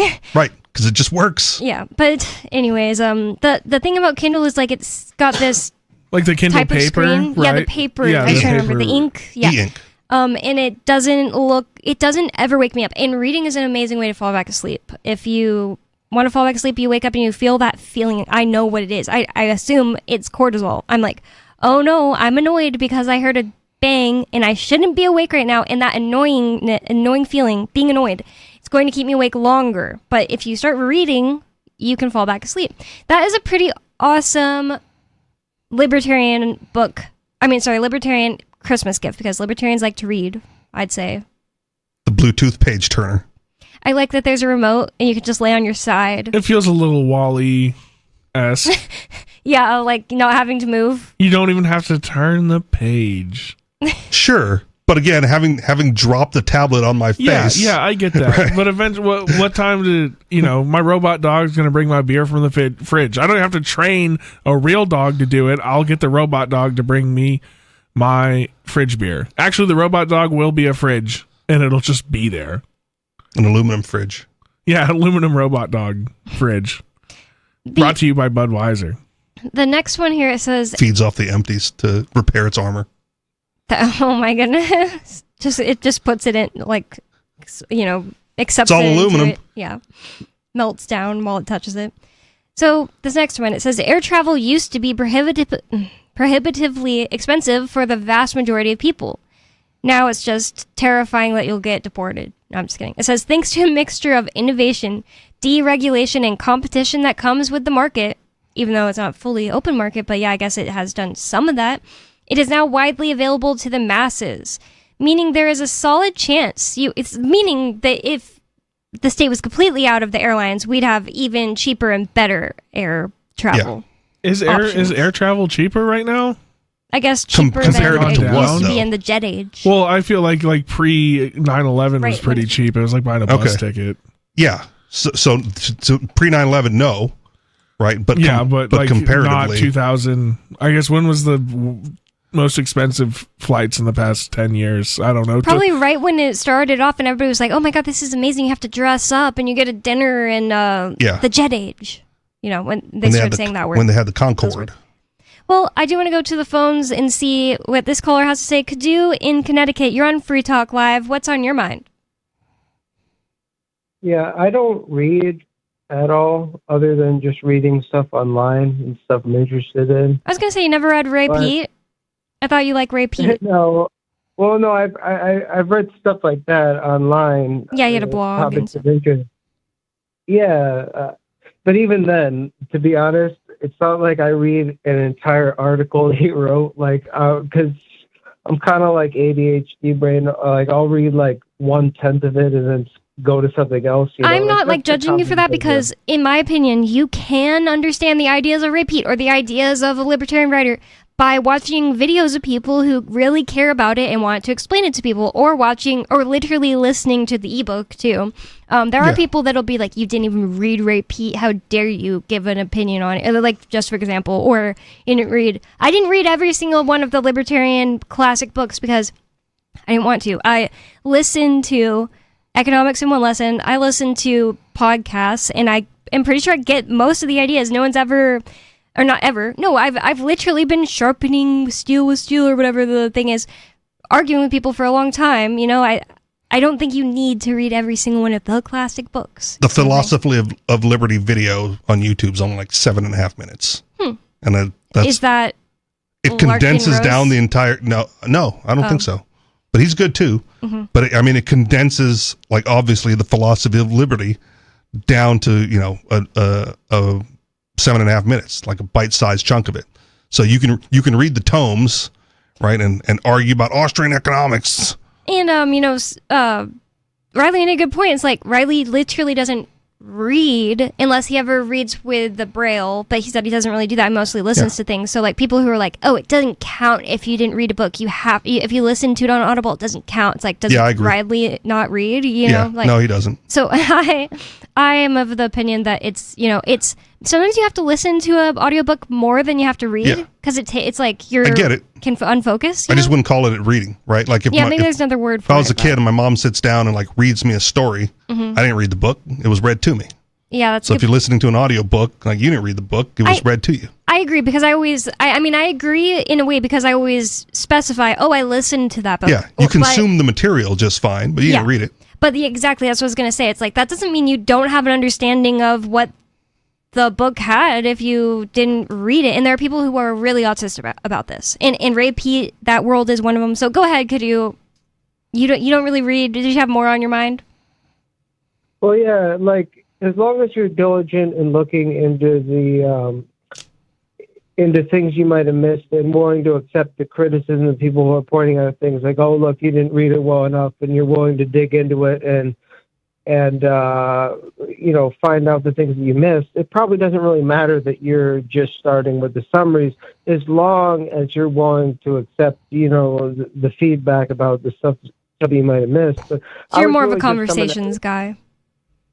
What's that? So you're just more of a conversations guy at that point? No, well, I'm just saying, like, it's fine to just do the summaries, like you're saying. I'm agreeing with you. But, like, if people point out subtleties like you might have missed in just reading the summaries and not reading the whole text, as long as you're willing to explore, like, what you might have overlooked in just reading the summaries, then I think the summaries is fine. And you'll get people like Skeeter who'll call him like, don't you remember from chapter 23 of Human Action when Mises said this on page 22, paragraph 7? Stupid. How can you call yourself a libertarian if you don't remember that? Yeah, exactly. But I was only mentioning that in the thing that you were talking about of, like, oh, it helps with sleep. And, like, in the times when I have started reading something, which is almost never, but in times I have, like, I agree, like, it's as good or better than any sleep aid that is out there. Like, if you just start reading, like, you're gonna, like, I don't even care about the blue light from the phone. Like, something about reading, that'll just put you to sleep. Like, unless you get into it. Else. Then you're up like 5 o'clock in the morning, still reading it. That brings up a lot of what I like. Even that though, at like a certain point, your eyes actually. It's not even just your brain. It's like your eyes from looking just start to get tired to the point where you're just like, oh, I can't even. There's something really like what Kadu is saying is really true when I'm tired. But just to be clear, I'm not one of those people saying I can't read because I just get tired. Apparently, that's what Ian said. One of his exes said as an excuse for why she couldn't read is because if she just started to read, she would fall asleep. Because she was bored. Yeah, it's a terrible book. Yeah, that's a good point. Maybe you just haven't found a book you like. My great uncle, he lives alone in the Oregon mountains. He had his heart broken once by a woman, and then he just turned into a hermit. And he reads calculus. Relatable. He reads calculus to fall asleep at night. Okay. Wow. And I'm not saying he is or is not touched a little bit with the tizzy stick. Oh. But the signs are pointing. Okay. The signs are pointing towards that he did. But he reads calculus, and he does calculus in his head before bed because he says it helps him wind down. That's a super similar, I think. Please solve the X for sheep. I bet you could even do like Sudoku, just something that's somewhat mindless to you. Well, maybe, but I'm saying to him. Yeah, but he's doing like high level calculus. But that's I get because he's good at it. You see what I'm saying? Like if you're good at it, it becomes somewhat of a, well, you just input this here and you just do that. You know what I mean? Like, so maybe. How does he check his work? Maybe that's why. I think I have I solved it in my head. I'm not getting into that. I can sleep now. Wake up in the morning. He has a degree in math and so much. He's all right. Yeah, so he's got some cred that it's possible. He's beyond my understanding. He's almost to like a Mr. Penguin level with the intelligence level. Like he's like with math, but like you can write quickly on the chalkboard and get down to the solution if you write quick enough and no one's following along. Right? They don't know that last answer's right. It's true. But I mean, I can't check his work. Maybe this will be like good. Someone has to. Actual like advice to someone because I'm a pro fall sleeper. When like I rarely have those things where I wake up and can't go back to sleep. But you also wear the sleep. You wear the sleep mask, right? Yeah, I wear a mask that's completely blacks out my eyes, and it's amazing. That helps me sleep. But another thing is like whenever I was trying to help Ian understand how I fall asleep so fast because he was like fascinated, is the first thing I do, and it's just been a thing I did since I was a little kid, I lay down and start thinking about something, and it's usually like it's usually like a daydream, and it just turns into a dream, and I'm asleep, and I fall asleep in seconds. And so that's kind of like similar. It's like when you're doing math in your head, you're basically telling this, like following this story. When you're reading a book, it's the same thing, you know? And that's a great way to fall asleep. I don't know if anybody needs that. I hope it helps somebody sleep. Didn't really help Ian because he doesn't understand the anxious thoughts what he's having when he's trying to sleep. 603-283-6160. More Free Talk Live coming up.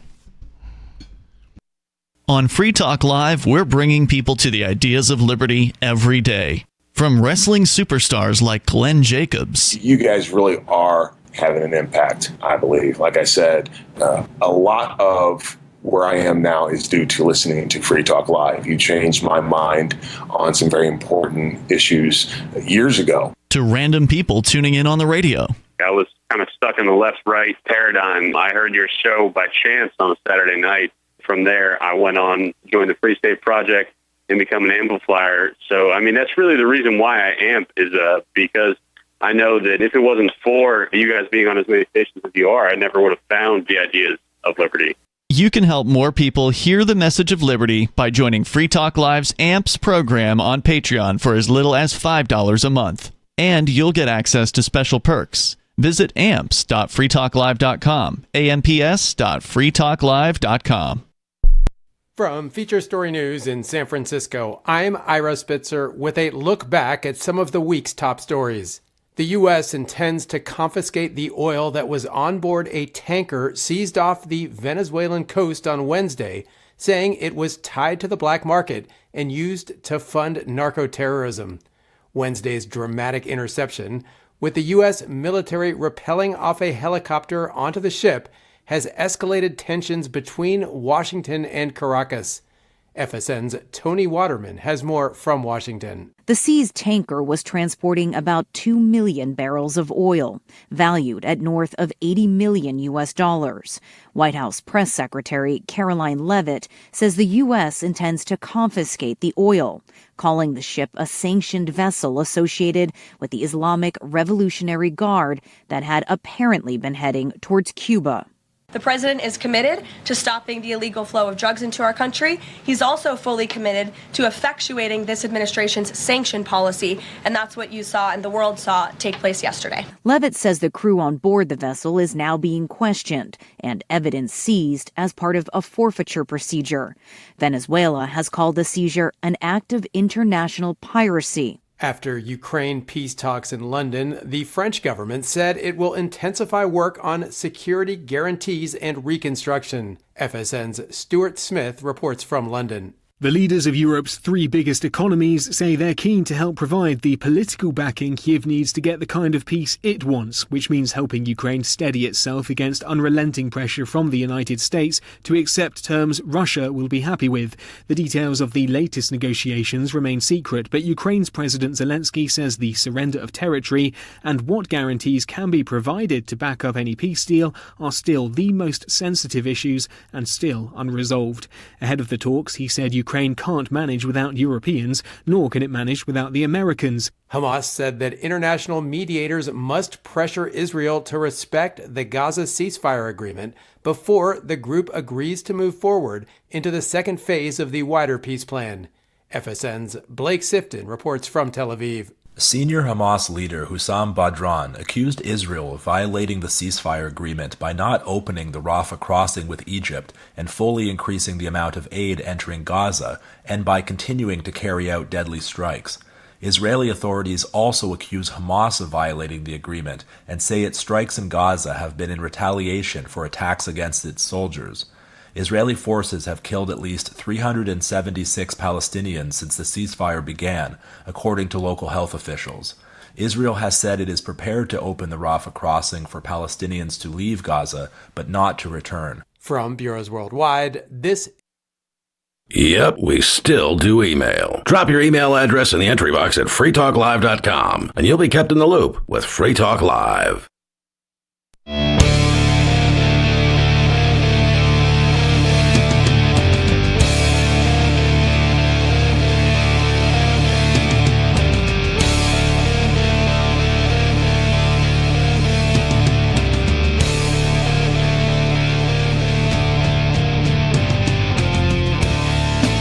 It's Free Talk Live, talk radio that you control, and 603-283-6160 is the phone number. That's 603-283-6160. And with you on Free Talk Live tonight, you've got me, Bonnie. Angelo. And Richie Rich. And 603-283-6160 is the phone number to call. There's still time for you, 603-283-6160. I'm just going to go right to the phones and to the fun because we have somebody on the line already. So Sarah in New Mexico, you're on Free Talk Live. What's on your mind? Yeah, Yes, I went to church today, and I went to that dumb church. And the ones that have bad creamer. Lady, Hail Satan. yeah, with the fake creamer that will kill you. Yep. And that one of the lady says, you know, You sound really distorted, Sarah. I'm sorry. Are you maybe talking on a speakerphone on speaker? Because, yeah, it does sound kind of bad. Or maybe you could walk around to close to a window or something. Okay. I got off the speakerphone. Oh, much better. Significantly better. Thank you.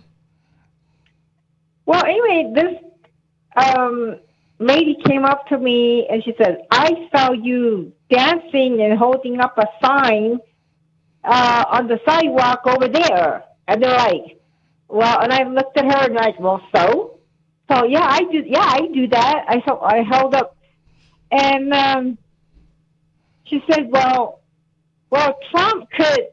I told her, I said, what are they going to do to me? Put me in a mental hospital? Put me in jail? It's a public sidewalk. It belongs to the city. And then she said, well, Trump could put you in a mental hospital. No. So, not for holding a sign. I told her. Yeah, and then she never told me what was on the sign. It was a county clerk phone number. It was a phone number that tells you how to enroll, register to vote, and the voting location. And I looked at her and it's like, well, it worked.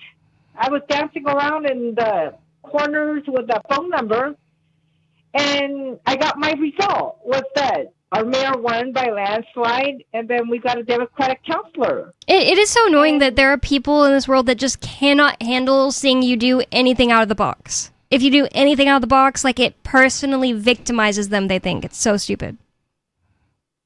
Well, they used to have this Liberty tax dressed up as a Statue of Liberty with the sign on the corner. Around tax time. Like in March and April. Do you guys have Liberty tax up where you're at? Yeah, I've seen them. They're all over the country. I've almost even took the job to twirl the sign for the couple months. They pay like $20 an hour. You did take it or almost? I almost did. I was pretty... And then I started knocking doors for libertarians. So who knows which job was the smarter route. But yeah, they're all over. I've seen them. They dress up in their... Some people put on the little mascot suit. Some people just have to wear the dress and paint their face. Like, it just depends. It's like a tried and true marketing tactic. So why would this person like be so rude to you about it when it truly is? It obviously works. As not even, like something she's never seen before. Car washes. Because Sarah wasn't in costume. It was just a crazy lady with a phone number. Well, and then she never read my sign. And I do this at the polling locations. On voting election days, when it's open, I stand with the phone number sign, and a lot of people don't know what that phone number is. But you should put it on the sign. Liberty tax, it's a tried and proven marketing method. County clerk's office. I got my. I said you should put what the phone number calls on the sign. Did you write county clerk's office or whatever it is? Well, these people are so stupid. If I put county clerk, like, what is that? They're going to be asking me, like, what's that? As opposed to just a phone number with no explanation whatsoever? Yeah, I didn't realize it was that. One sounds a little crazier than the other. I did like the call, Sarah, but I kind of want to hang up just simply because the phone quality is not good. Again. Yeah, I had to turn her way down, and I couldn't make it better. So thank you for the call, Sarah. And fix your phone. You can call 603-283-6160 to bring up whatever's on your mind. What do you think is a good libertarian gift idea? Or maybe you're a socialist that listens to us. What's a good socialist gift idea? I'd like to hear about that because it's weird. Socialists shouldn't be buying anything. Yeah. But they should be sharing, right? I stole this box off a porch for you, right? Man. Yeah, there you go. That's what it is. I made sure it was in a rich white neighborhood too, so you know it's something good. A college-educated black guy's like, "Where'd my package go?" Yeah, where's my pocket square? It's a surprise for everybody. So true white elephant. Somebody else's present. If you want to call him with any of your ideas, any of that, 603-283-6160 is the phone number. That's 603-283-6160. And it looks like we're getting a call. So I didn't get your name yesterday. What's your name, caller? Where are you calling from? Hey, this is Evan. I'm calling from Madisonville, Louisiana. Cool. Near New Orleans.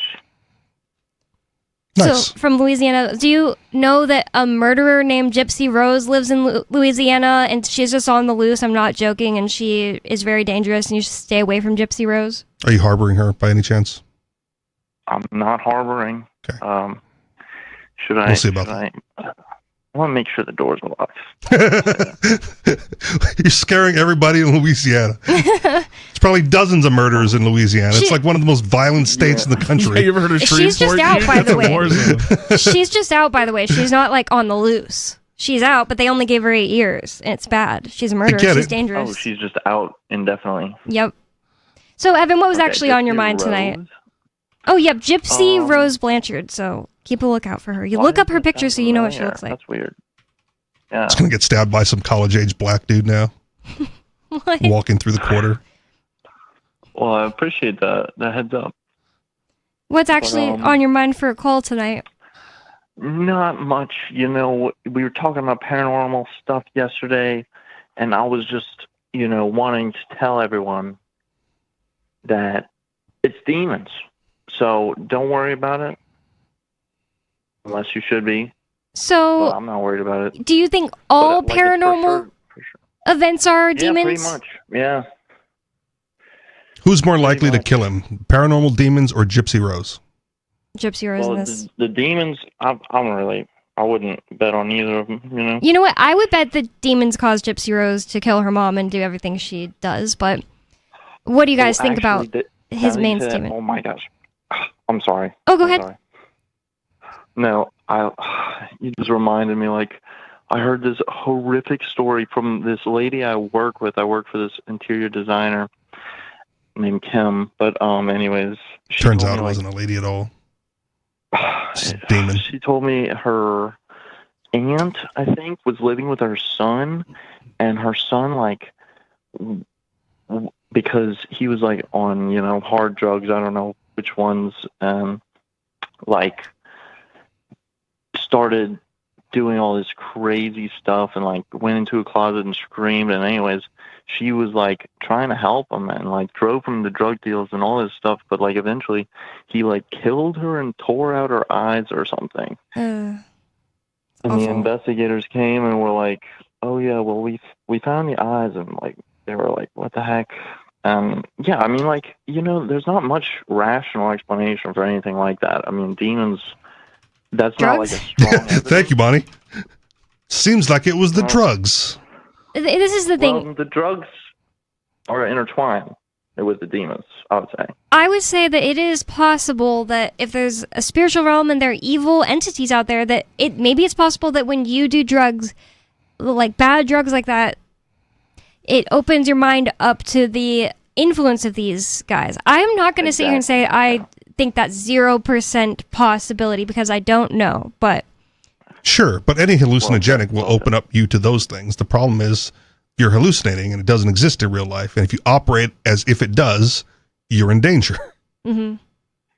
Should stay away from meth that. Isn't even known as a hallucinogen, but I guess it can cause hallucinations because you don't sleep for so long. Which one, meth, you said? I think that's what he was on, but I could be. I'd have to refresh the story. I guess that makes a lot of sense. Like, that makes me think of a story. I knew a fella, and it was about 2 weeks before we graduated, and his older brother walked into his house one day after school with a hatchet and buried it in the back of his mom's head and then tried to kill his dad. His older brother did, and he was all strung out, and this was over, like, drug money, and he just walked in to their, like, because I think he was, like, 20 when he did this, so... My friend was like 17, 18, because we were just about ready to graduate high school. And his older brother walked into the house, no questions, nothing said. He just walked in with a hatchet and just started whacking. That's horrible. And he was on meth? Yeah, he was all strung out on meth. My friend ended up having to like stab his brother and like hold him down like on the ground after stabbing him until the cops got there. And yeah, I haven't, he kind of went off the reservation. Well, like after that, we graduated and that was that, like we went on with our lives. So I don't know how he's doing now, but that was a pretty big thing that kind of hit us out of nowhere. And I'm going to go out on a limb and say again, it's probably street drugs. Yeah, right? it's all meth. Yeah. Well, but methamphetamine as a drug is FDA approved. Like you can get prescription methamphetamine. I thought you could just get prescription amphetamines. Nope, methamphetamine. I didn't It's know there. that. Yep. Is that in Ritalin or like a? Nope. I forget. Oh man, Disoxin or something is like the name of it. I think, but Name it's brand or whatever. Yeah, the brand name. That's the one. I It says don't remember. Desoxin. You're right. Yeah. I've never heard of that. I didn't know that. Yeah. Is it an 'Cause people- ADHD med? How does it? What is It it? is. So It's a it's ADHD med. approved for the treatment of ADHD and obesity. So, like, I'm partially responsible for getting my friend hooked on it, and not that one specifically. I'm like, dude, you should do meth. He's like, what? Why? I'm like, because it's approved for ADHD and obesity, and you're my fat friend who can't focus, right? Like this is what it's designed for. And then he went to the doctors and got something else, something closer to Adderall or whatever, and then totally went off the reservation. He got like a 30-day supply or whatever. So they gave him 30 pills, like one a day, to try it out, see how it works on you. And you know, he comes to work from the doctor's office like 3 or 4 hours after the doctor's appointment. I'm like, well, how many have you taken? He's like, 11. I'm like, dude, what are you doing? Sounds like the doctor's fault more than you in a way, because it's like they didn't, you know. No, they probably definitely told him. No, not that they didn't tell him, but they didn't like screen this guy, you know, like decide if he was a good candidate for just giving him meth, you know, or Right. amphetamine. But it wasn't. It wasn't so Disoxin. easy to get that stuff as an adult. You just go in and be like, I couldn't focus in school and I'm fat, and it's that easy. They'll just give it to you. But because he took his like legal stuff in such high quantities, he eventually ran out. Like they're not going to give him anymore, and then started to do the street stuff. Because like, what else are you going to do? That is terrifying. Thanks, government. Right. But it's there. It's, you know, if they were to allow and prescribe the legal stuff more appropriately, right, or just serve it over the counter for all I care, like legalize all that, then you wouldn't have people getting addicted to the cut up street stuff, right? That's, who knows what those effects will do. And then take it appropriately. If you're a fat dude who can't focus, right, meth is right for you.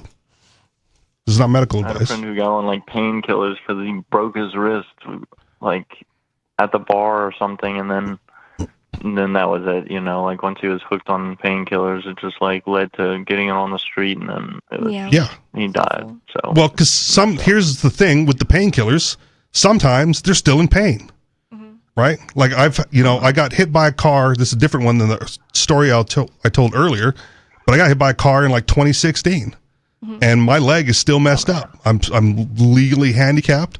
I have chronic pain, and I don't take painkillers. But if I did, someone would say, well, you're addicted. Like, no, I'm in pain, and this puts me not in pain anymore. I think the issue, just like using the opiates, period, is that your body builds up such a tolerance so quick that eventually, like your normal dose that keeps you out of pain, then that's your baseline. And eventually your baseline gets to the point where you're taking enough hydros to kill a horse. My baseline should be out of pain, though. Like, that's whatever it takes. I think they invented hydros just to make people go on to harder things, because they gave me hydros after my surgery, and it probably isn't even as much pain as like Richie Rich has in his leg, and it did nothing. And I was so annoyed that I got other stuff, and it was like, it made me go back on kratom. It was so annoying. It's like I had to go into this horrible cycle of trying to not be in pain because they gave me hydros when they should have given me at least like oxycodone. And I tried kratom. I tried CBD. I tried THC. I don't smoke any of that stuff, but I've tried creams and oils and like liquid drops and whatever. And like the thing that kills the pain is Oxy. Like, that's it. It's so annoying that they treat you like you're automatically like a bad person if you want to not be in pain in a hospital. Right. Like if I had asked them, because I saw what I got prescribed before I went to the doctor, I was like, oh, this is going to suck, isn't it? But if I would have been like, no, I don't want this, I want Oxys, I'm sure I would have gotten like, the side eye, But I can't get it. I don't have medical, so I'm just in pain. And frequently it flares up, right? And I'm either on, I got to use my cane to walk for a few days, or I got to grab some crutches for a few days because I can't walk on my own. But what would kill the pain, right? It's, I'd be an addict if I took it. The thing about damned if you do, damned if you don't. your original statement, caller, I do have a thought about UFOs, and this is the thing.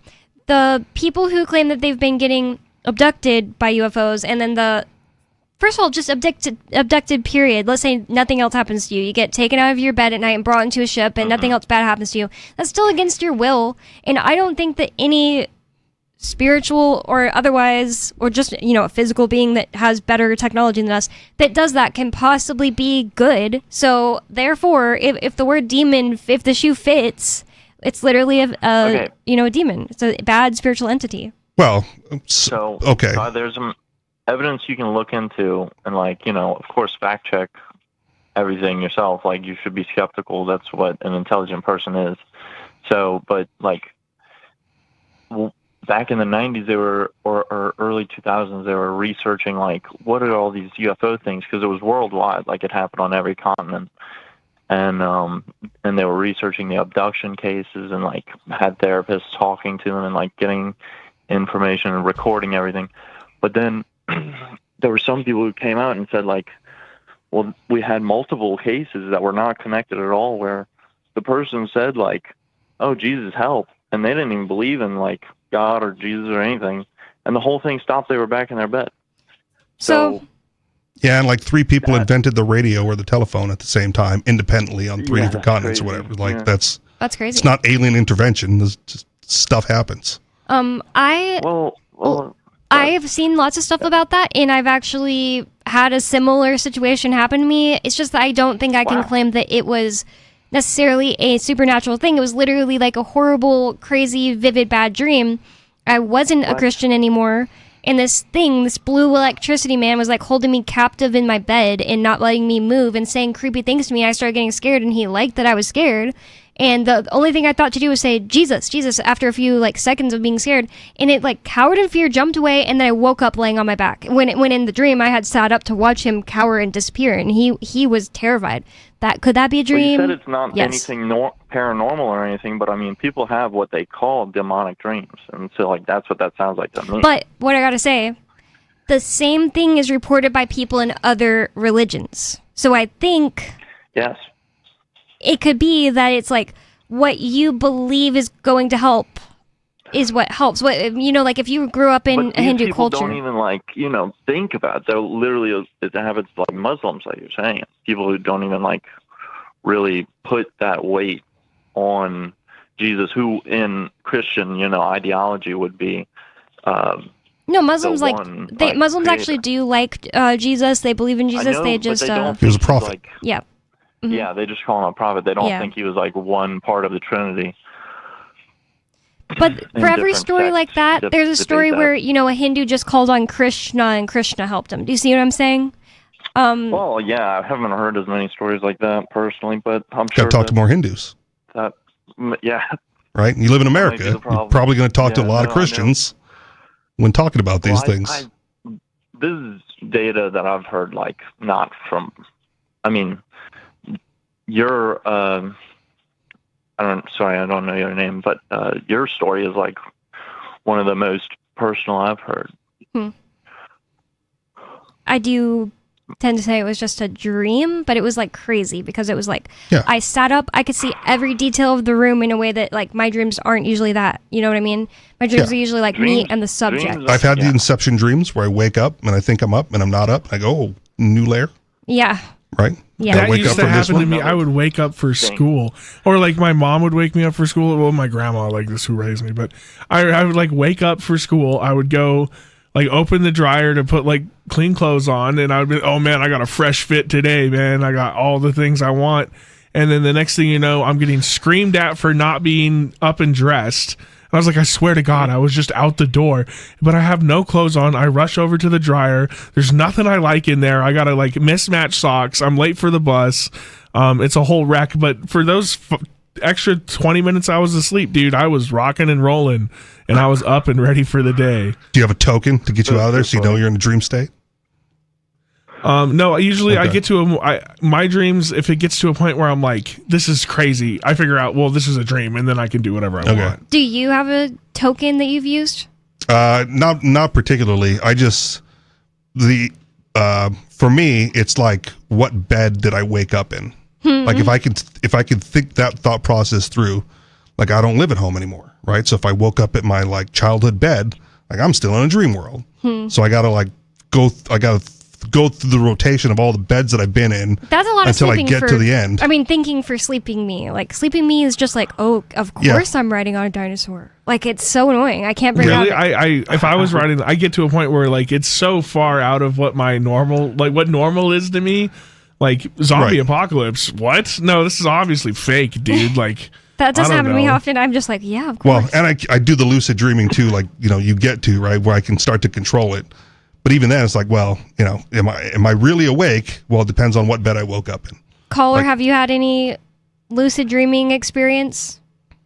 Well, every time I like realize I'm in a dream, I'm like, oh, this is epic. I can do whatever I want. And then I wake up. That sucks. That happens to so many people that explain it. Ian has heard this kind of like hack, but he hasn't gotten it to work for him as far as I know, unless he has recently, where if you suspect you're in a dream, you should look at a clock. And if the clock makes no sense, then you're in a dream. Yeah, they kind of covered that in the Batman thing too. Like you can't see letters and numbers correctly. So if things like that don't make sense. What's the Batman thing? It was the Batman, the animated series. That's such cap because I've written notes in my dreams. Yeah, I've also watched videos on my find the phone. episode, man. I've texted in my dreams. Yeah, poisoned by Scarecrow, and he couldn't get out of it because he was in the dream world, and he remembered something about like not being able to see things in order in your dreams. It's like AI. It's like AI slop when you try to put the words in and you don't get actual words. When Ian and I first discovered AI images and we were just addicted to it in like 2021 when it first came out, or maybe it was 2022, whatever, but when it first came out, and it was so bad. It's like you would type in like butterfly and it'd be like, oh, I can kind of see how that's a butterfly. It was so bad at first. Well, it's not the image, it's the letters. Like oh yeah, say like no, the images were bad at first too. Okay, yeah, like really early on. Sure, but some of them still struggle with getting letters correctly because they don't see letters as letters; they see it as an image. So you can't put words on logos. When I would be falling asleep during that first, and when we were like really obsessed, like I felt like, what is the difference between this stuff I'm like falling asleep and immediately starting to dream and like AI slop? Am I accidentally poisoning my mind with like AI slop? And I seriously think my dreams got lower quality for a while when I was like more into doing that. Got to do more reading before bed. Well, thank you for the call, Use some caller. high quality imagination. It's absolutely a valid thought experiment, if nothing else. Like these entities that people are claiming are doing bad things to them, especially non-consensual things like, abducting them and, probing them.